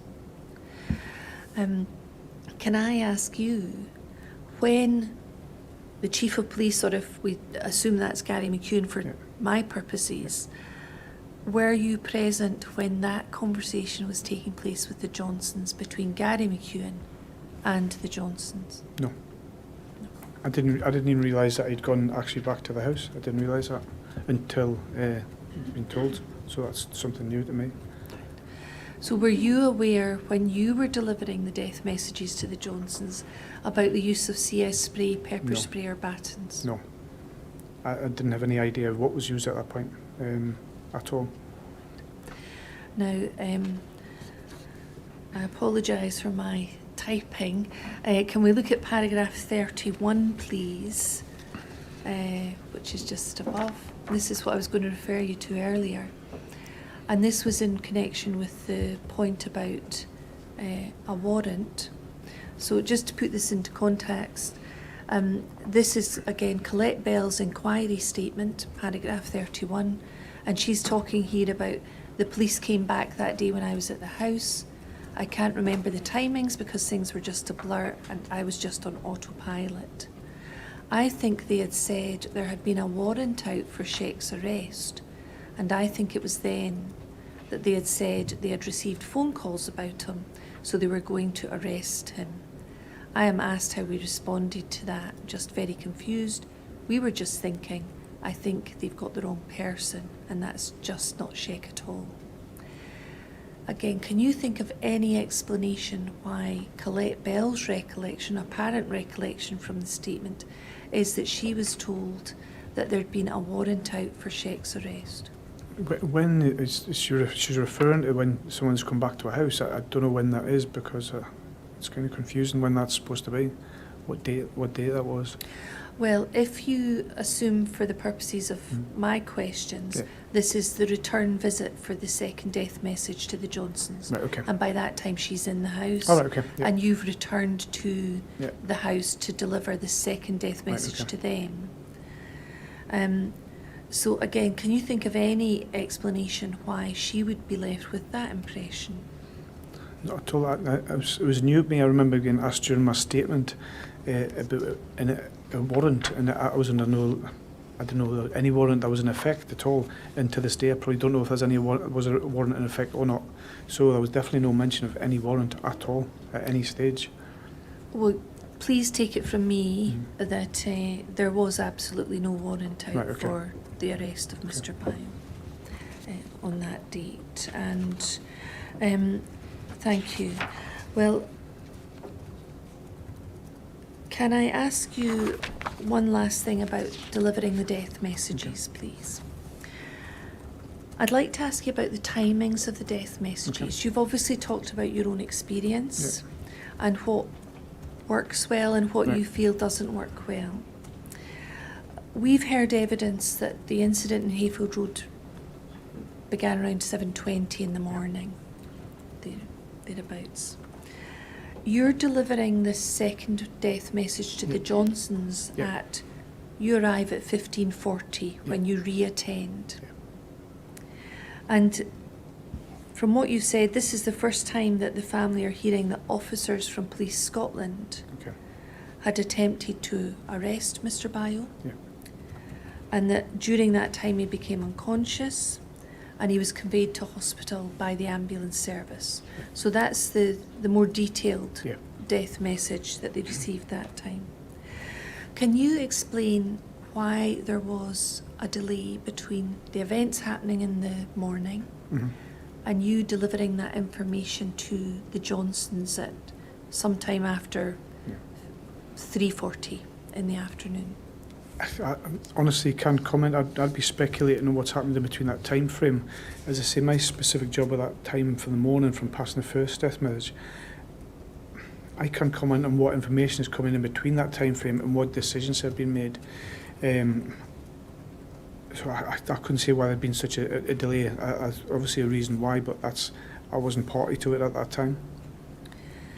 Can you explain, in your own experience, what impact it has on families if there is a delay in sharing information with them about why their loved ones died?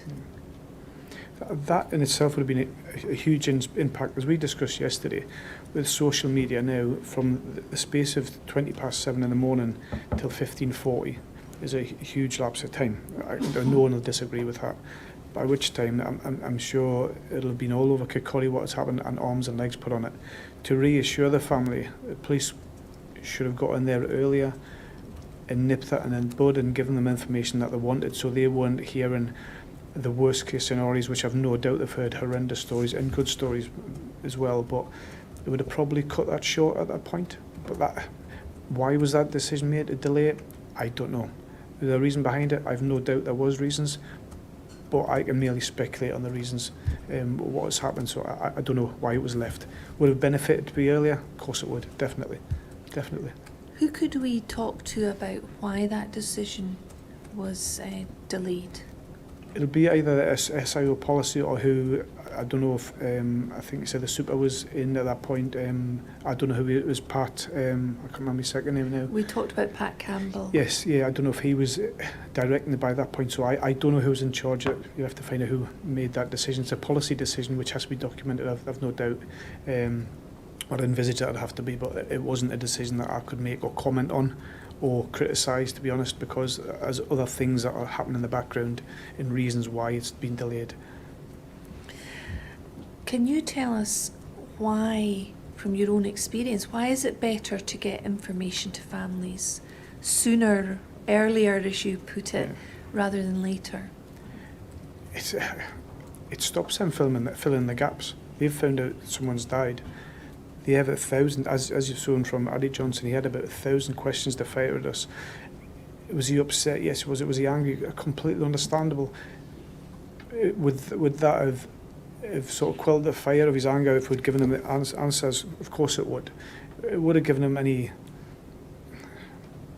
comfort, the fact that he's died, but it would have made it a bit easier for the family to understand the surrounding circumstances around it.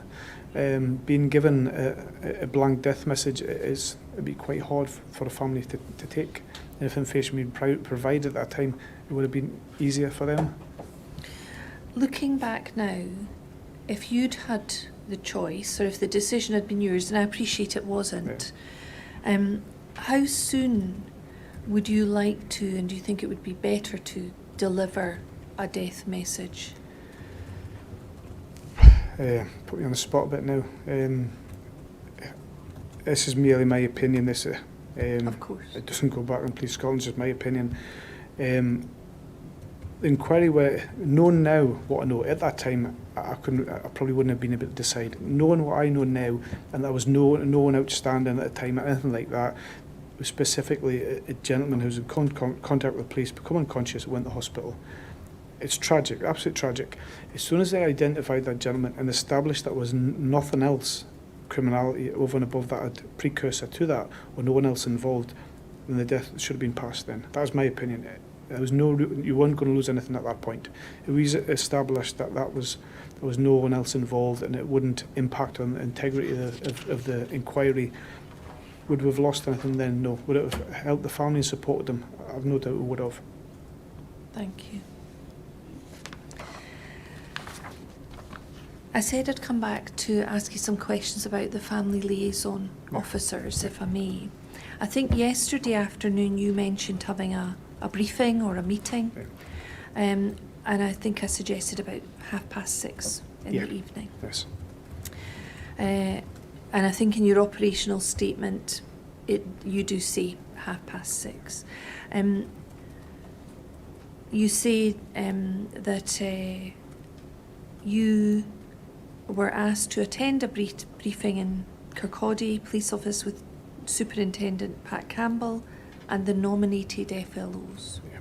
Can you tell me a little bit about that briefing or that meeting? So the briefing is just to provide a background of the contact that we've had that day with the family members, and which family members have been provided with a death message, and what information that would support them in contacting the family. And a lot of it's a lot about information that would help them, i.e.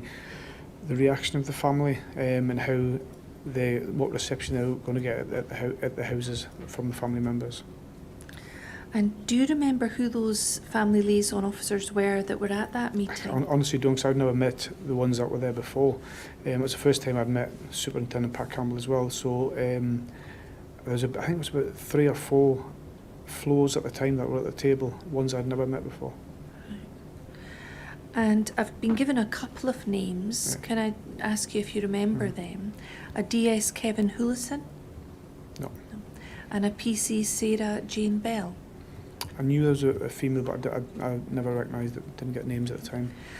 Were these FLOs from the police service or were they from PERC? I honestly don't know. At the time. I couldn't recollect where they were from.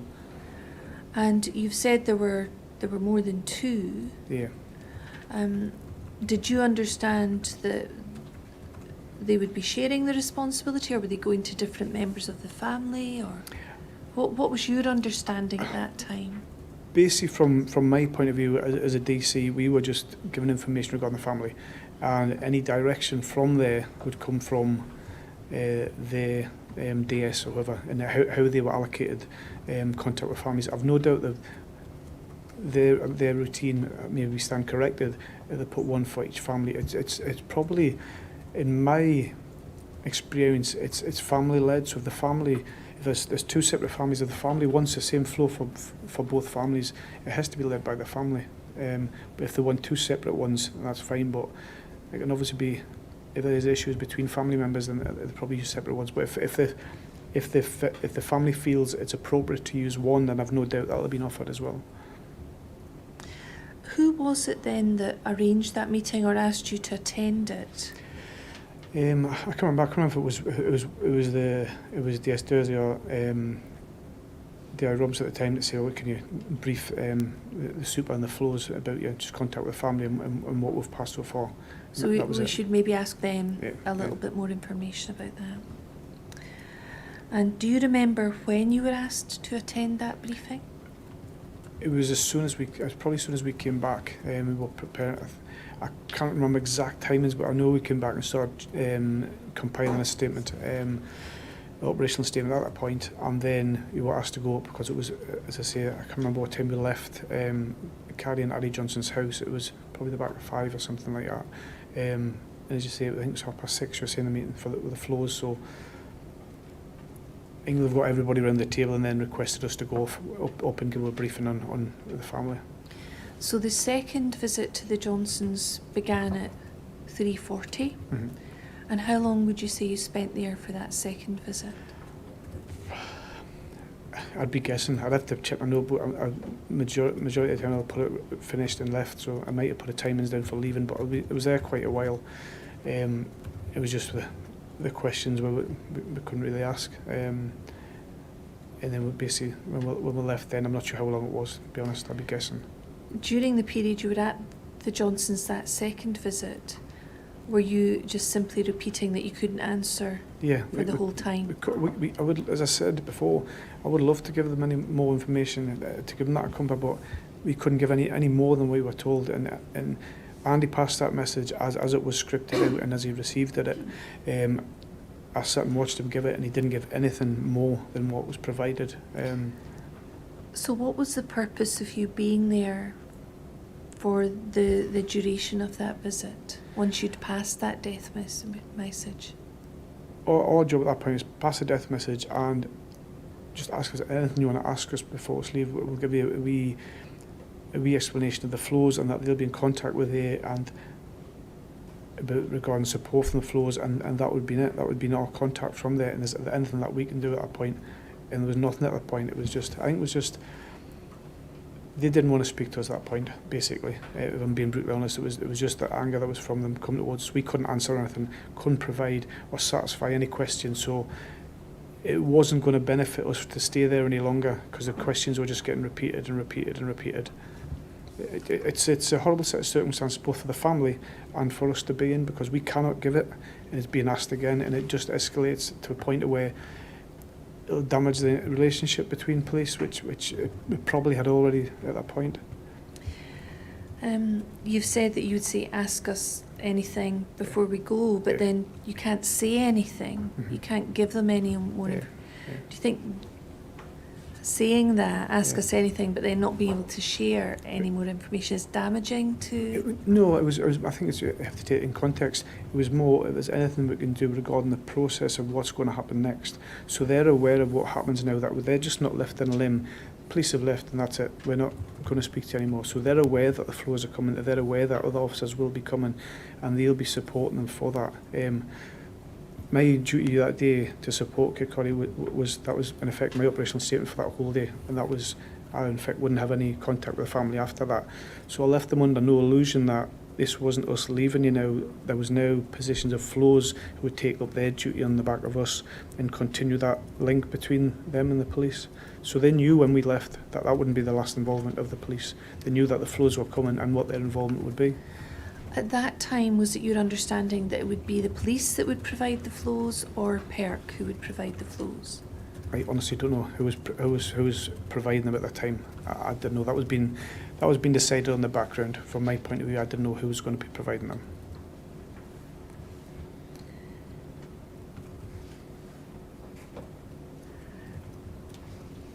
In relation to the flows arriving, you weren't present when they arrived. Did you, from your own experience, did you have any concerns about the fact they weren't there already? The flows.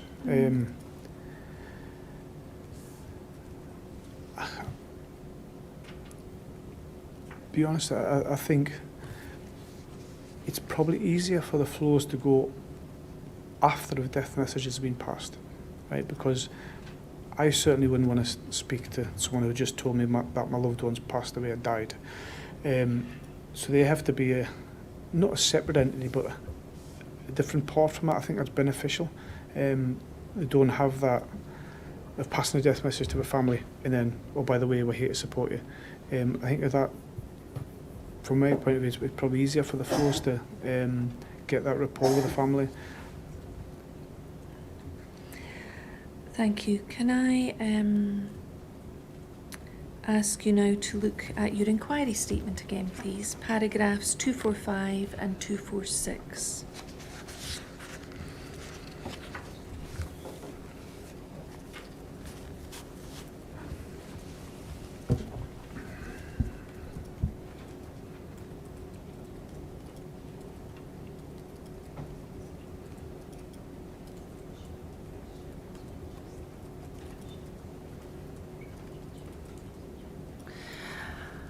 Right, 245. I've been asked if I was concerned about how Sheku race might be a factor in the public perception of the events, and if anything was done in light of that.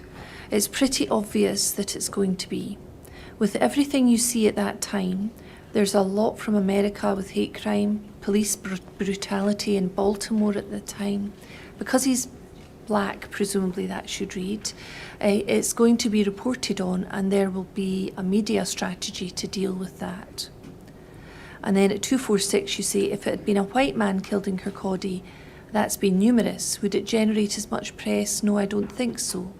Because he's from an ethnic minority, it'll probably generate more press.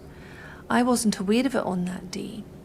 Any day, no matter what, deaths will generate a lot of press. We knew it would be huge in the press because of that. I'd like to ask you some questions about that. Yeah. You say you knew it would be huge in the press. Is that from the minute you knew Mr. Bio died? Yes. Any death is horrific in itself. But when it's connected with police, it's even worse. It is. There's no hiding the fact. Especially at that time frame, which we had from Addy at the time, it was immediate reference to Baltimore, and it was obviously highly in the press in America regarding that as well. So I was no doubt, and being honest as I can here, it was going to be in the press no matter which way you look at it. It would have to be. So the fact there was a death of a person, Yeah. that there'd been contact with the police, that would add to the Yeah. press interest, Yeah. and the fact that Mr. Bio was black. Yeah. So once you knew he'd actually died in the morning on the 3rd of May, would you say you knew there'd be a lot of press, and you knew at that stage the public perception would be that his race might be a factor? Yeah. Yeah. And you say it was pretty obvious. Yeah.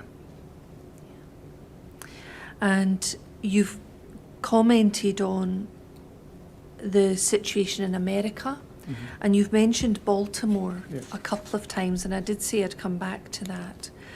Can I ask you to look at your original operational statement, which is PERC 00023, and I think it's, hopefully I'm right this time, it's page 5, it's generally the last sort of paragraph or the last section of the last page of the statement rather than the PDF. This is it here. I'm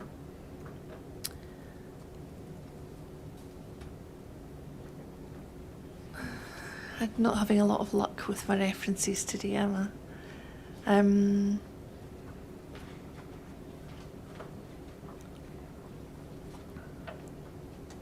No, right. I'm going to start again.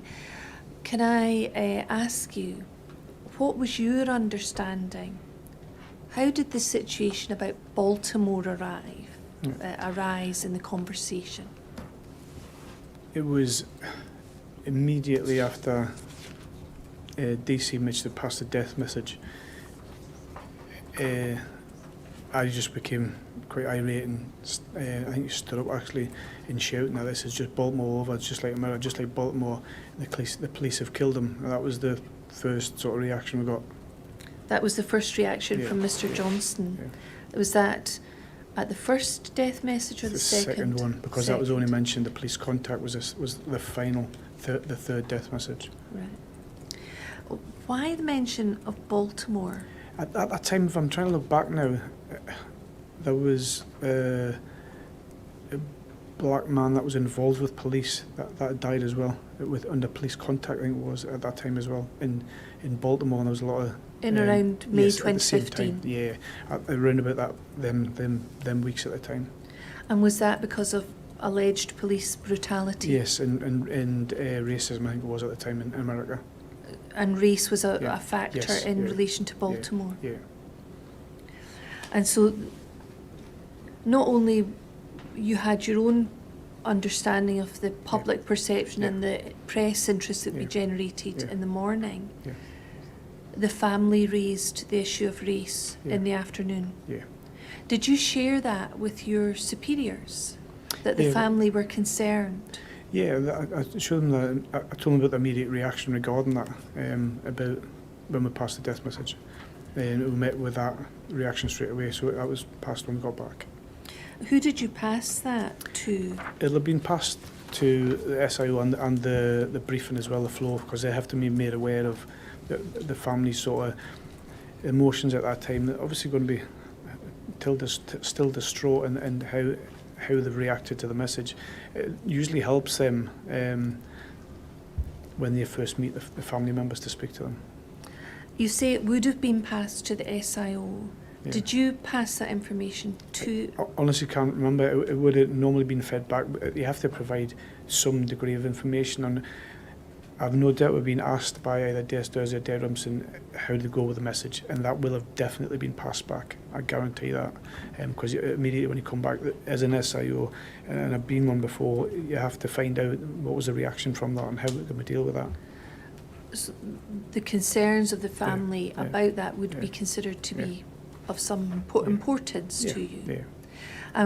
When you talk about a discussion with Dursley or Robson, would that be you and Sergeant Mitchell together when that because conversation? if you're taking the lead, if Andy's given the message, it'll be the reaction to Andy's message. So Andy will have spoken to, and I'll probably reiterate the point. This is exactly what this is the reaction we had. We couldn't give any more information. We've been a absolutely barrage of questions which we couldn't answer. The family asked them for a lot of information, and that will have been passed over and given to the floors as well. So they're aware of what we have given the family. And can we look at your own inquiry statement, paragraph 220?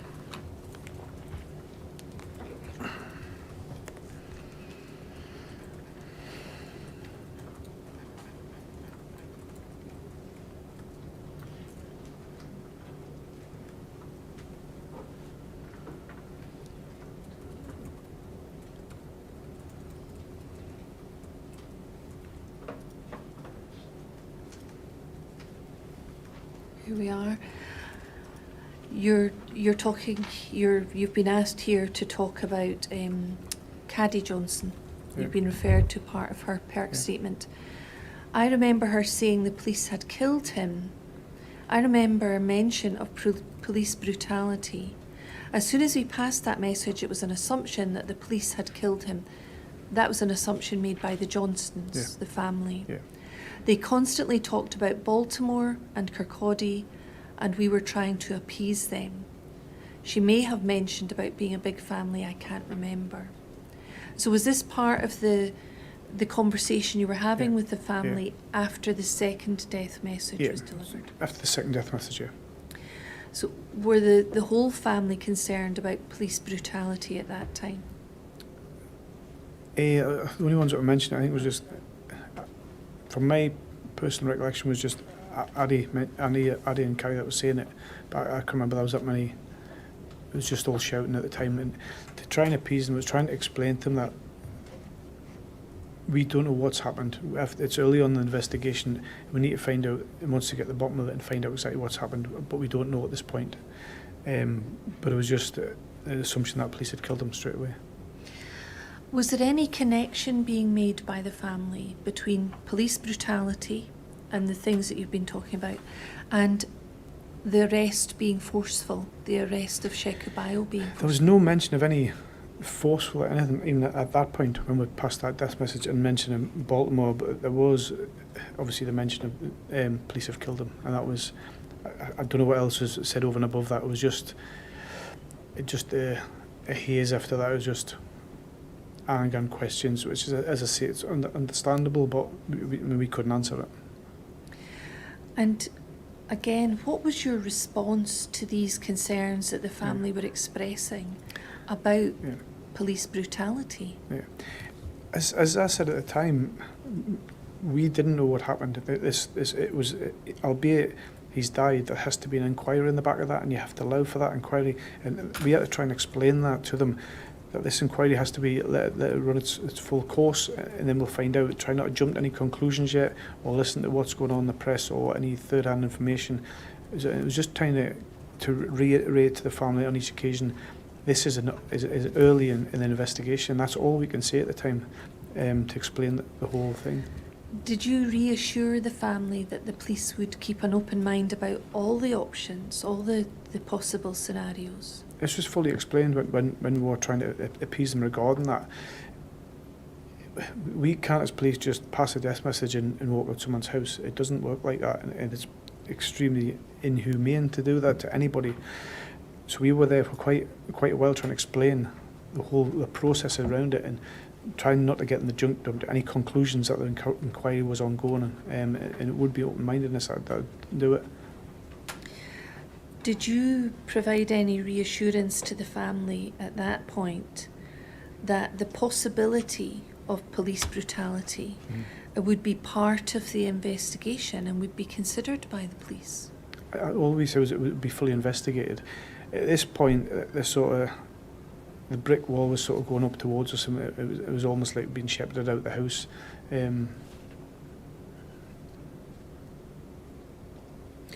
So you did reassure the family that it would be fully investigated. Yeah. And that would be your belief at the time. Yeah, definitely. We've heard other evidence, quite a lot of evidence in the inquiry, from officers who've suggested that race had absolutely nothing whatsoever to do with the events in Hayfield Road. Many of the witnesses have given evidence indicating that race was just not a factor that was considered by them. Some say they didn't even consider it. When you yourself so clearly see the relevance and the public perception, when you yourself clearly understand the concerns of the family, what was your understanding about what the police would do in relation to these concerns from the family and the possible public perception that race may have been a factor? What did you believe or understand the police would do in the investigation in connection with those concerns? You'd probably expect someone, either the flow or whatever, to pick this up and liaise with the family and explain the whole procedure and if of the concerns of this and what the police would be doing regarding it. So you think that would come from the flow? It would come through either someone to give them a full feedback and a link on what is going on, and it would be beneficial to explain the whole process to them and an update on where the inquiry was. And I'm not sure if that was provided at all. You've talked to us about the role of the SIO and his importance in policy and directing the investigation.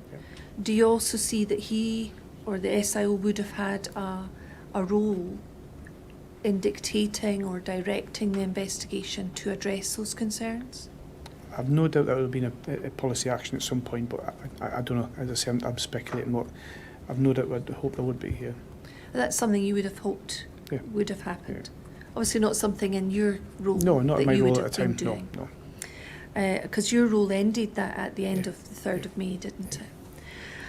We've had another inquiry statement sent in, and I'd like to read a comment from this and ask you if it maybe meets what you think. Race is in the back of your mind when you're thinking about all possibilities. In terms of hypotheses, one would have been that the male had been treated differently because he was a black male. I can't remember having a conversation with anybody else about it, but the feeling I got was that everybody was thinking along the same lines as me, that it was a possibility that the actions of the police officers or a police officer was because Mr. Bio was black. And is that akin to the sort of things you were thinking? That is a possibility that would have been explored as one of the hypotheses of the investigation? Yeah, it's, as I said yesterday, you have to go into that open-minded, and because he's black, has to have some reflection on what your hypothesis is. And if initially you have a hypothesis that race may be involved in it, then they have to investigate and find out to discount it. So I've no doubt everyone has hypotheses for a reason. They're purely just what you think may be involved, not definite. So until they're discounted, you obviously have to have that open mind from the outset. And that is a reflection of having an open mind about all the possibilities, that hypotheses, if we could call them that. And the investigation has to consider, as you say, what's in and what's out, but you don't rule anything out at the beginning. Yes. Thank you.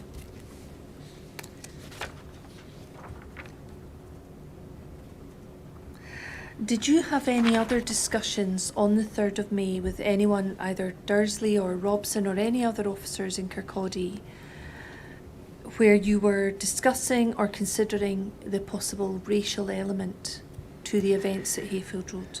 We were pretty much separated on that investigative strand. So when you're out, we were out and then back with Colette around about lunchtime-ish, around about that. And then there was much, I can't remember exactly timings, but we were in and out the office pretty sporadic in feeding back what we had. I can't remember having any conversations with anyone, just feeding back information what we had at the time. Not off the top of my head, I can't remember. And after that, did you return to your own police office in Leavenmouth? Yeah, yes. Could you just give me a moment, please? Yes. Thank you.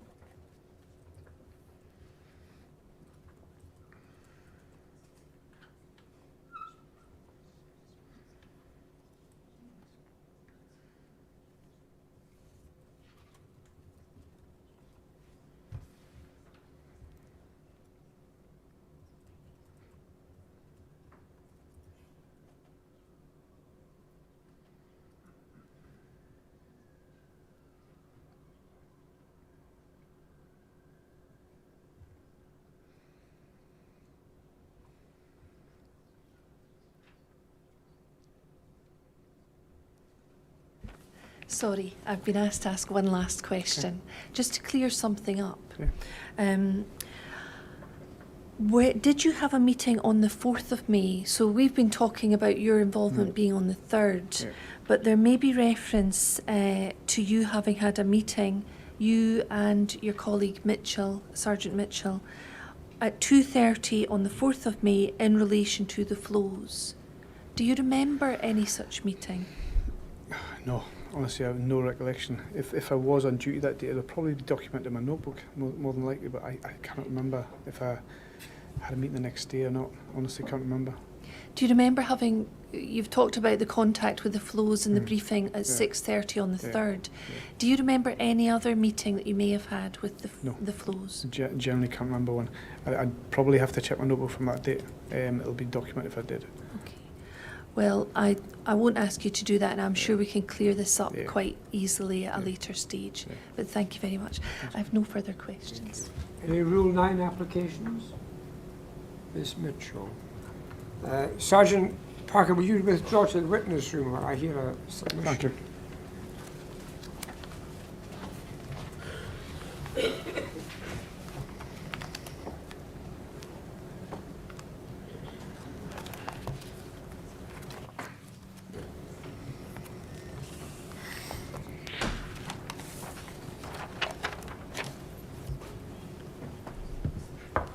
Yes, Ms Mitchell. Yes, there are 4 relatively brief questions or issues that I would like to discuss. Do these arise from your written application? No, they arise from things that were said by the witness in his evidence.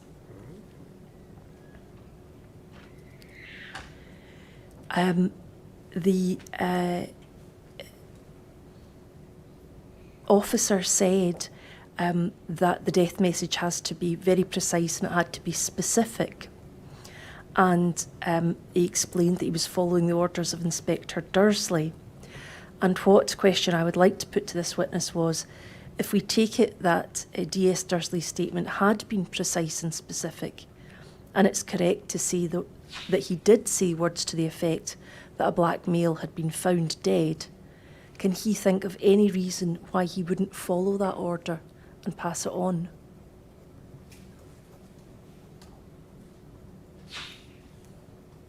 And of course, where we get that information from is DS Dursley's own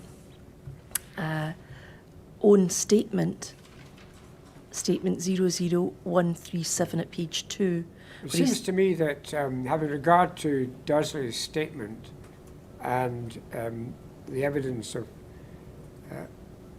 both Mitchell and Parker taken as a whole, there's more than sufficient evidence for me to form a view about this particular very interesting chapter of the evidence.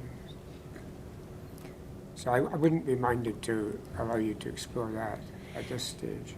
The next question is arises about the phrase "keep her." I don't think we can keep her any longer and put her through that. I was wondering if we could raise with the witness what he meant by "keep her," and secondly, why he had to go to DS Dursley to tell him that he felt that he couldn't keep her any longer. This is, of course, against a background where Colette Bell had indicated in her evidence and in her statement, as the inquiry will come to hear, that she didn't want to give a statement at that time. And what's the next item? The next item is in relation to the relationship between Colette and Sheikh Ubayo. The witness gave a long explanation of why he wouldn't have asked questions about that were irrelevant, and said that that wouldn't be relevant to the inquiry. And I would like to put it to him that there were questions that he asked that may have been relevant. For example, did he ask if they had argued? Did he ask whether she had stayed at home the night before? Because we know in evidence that she'd gone to visit her mum. And But did do these feature in Colette's statement? what features in Colette's statement was that because her partner was going out, she was going over to visit her mum and stay over. And what I'm trying to put to this witness is the witness said there'd be no reason to ask any questions about their relationship, whether they'd fallen out, whether they'd argued, whether or not Sheikhu perceived that he and Colette faced problems in a mixed-race relationship, because it wasn't relevant. And what I'm seeking to suggest to the witness was, at that time, first of all, he didn't know what was relevant or not, and certainly questions about that may have arisen given the fact that she'd not stayed in her own house the night before. And was there another point? And the final point is in relation also to Colette. Does the witness accept that when he told Colette that it may have been Sheikhu that died, did she ask to see him? We have his explanation that he wouldn't have said that she could get to see him, but does he accept that when that was told to him, she said, "I want to see him"? Well, I think in relation to that, I have sufficient evidence, but I'll allow you to ask the questions about keeping her any longer and the question in relation to her being out the night before. So we might as well just do that now. It wouldn't take very long. So can we have the witness back, please?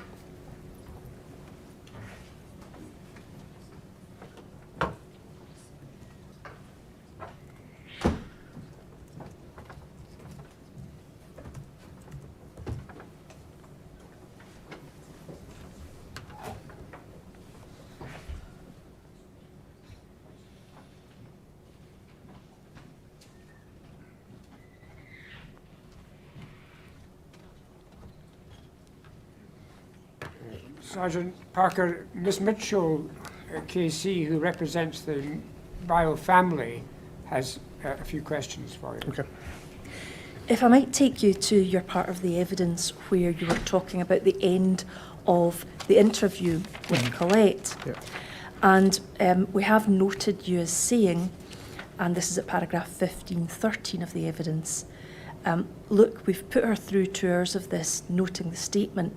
I don't find it we can keep her any longer and put her through that. And that was agreed on at that time. Can I ask you to explain what you meant by keep her any longer? With regards to taking a statement, we had she wasn't a suspect or anything like that. She was merely a witness at that point to provide information, so any time she was allowed to go.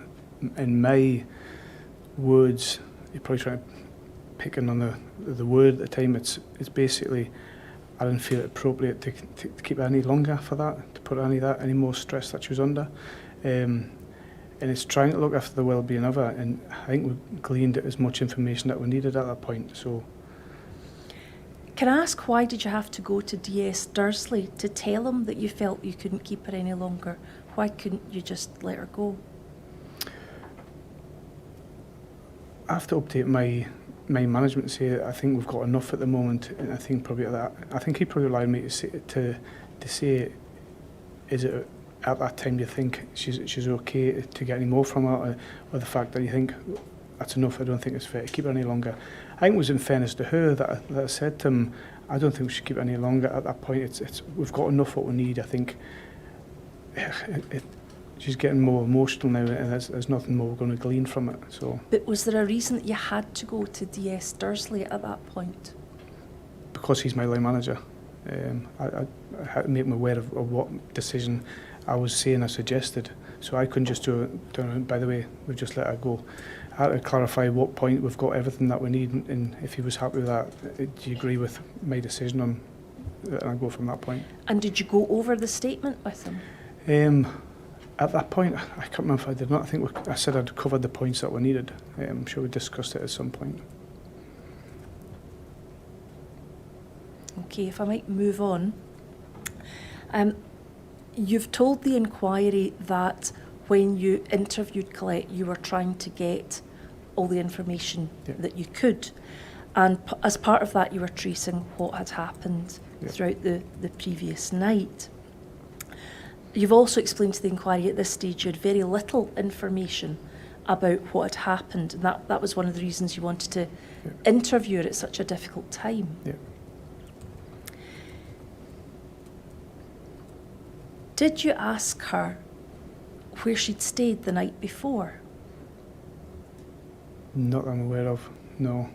If I had, it'll be documented. If I've asked a question, I'll put it in there. If I've deemed that question relevant, I'll enter the question, the reply to it.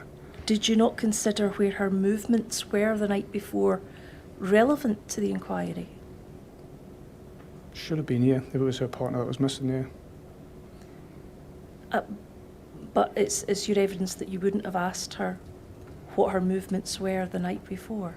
I'm sorry, you lost me. What her movements were the night before and up to she made the phone call saying that he was missing? Did I ask that, or Did you ask her? I don't know if I did or not. If I've not asked that, then I probably should have, and that'll be my missing opportunity to get more information. If I might press that further, might you have asked her why if she hadn't stayed in her house the night before, if you'd found that out? Probably, yeah. I would probed it a wee bit more after that, yeah. And would you have been interested then in further exploring the relationship between Sheku and Colette? Yeah, I think the assumption was that she was probably assumed that she'd probably been at her mum's because I couldn't get a hold of her on the phone, and delved into that. Yeah, probably would have. Yeah, if I'd asked that. And might it be in that context that a question arose whether or not Sheku perceived that he and Colette faced problems in a mixed-race relationship? If that was the case, I'm sure she would have discussed that, asked if there was anything else that she wanted to discuss. So I'm sure she would have disclosed that, of her concerns at that time about that. I'm not asking if she had any concerns, Yeah. I'm asking whether or not you could have asked that Right. question. Is that not an assumption, though? I'm just assuming that they had issues. I don't see what you mean. That's not something that you recall pursuing in questioning I her about didn't, the no, relationship? No. No further questions. Sergeant Parker, thank you very much for coming to give evidence to the inquiry. I'm going to rise in a moment and then you'll be free to go. For administrative reasons, the inquiry will not sit this afternoon, so I adjourn until 10 o'clock tomorrow.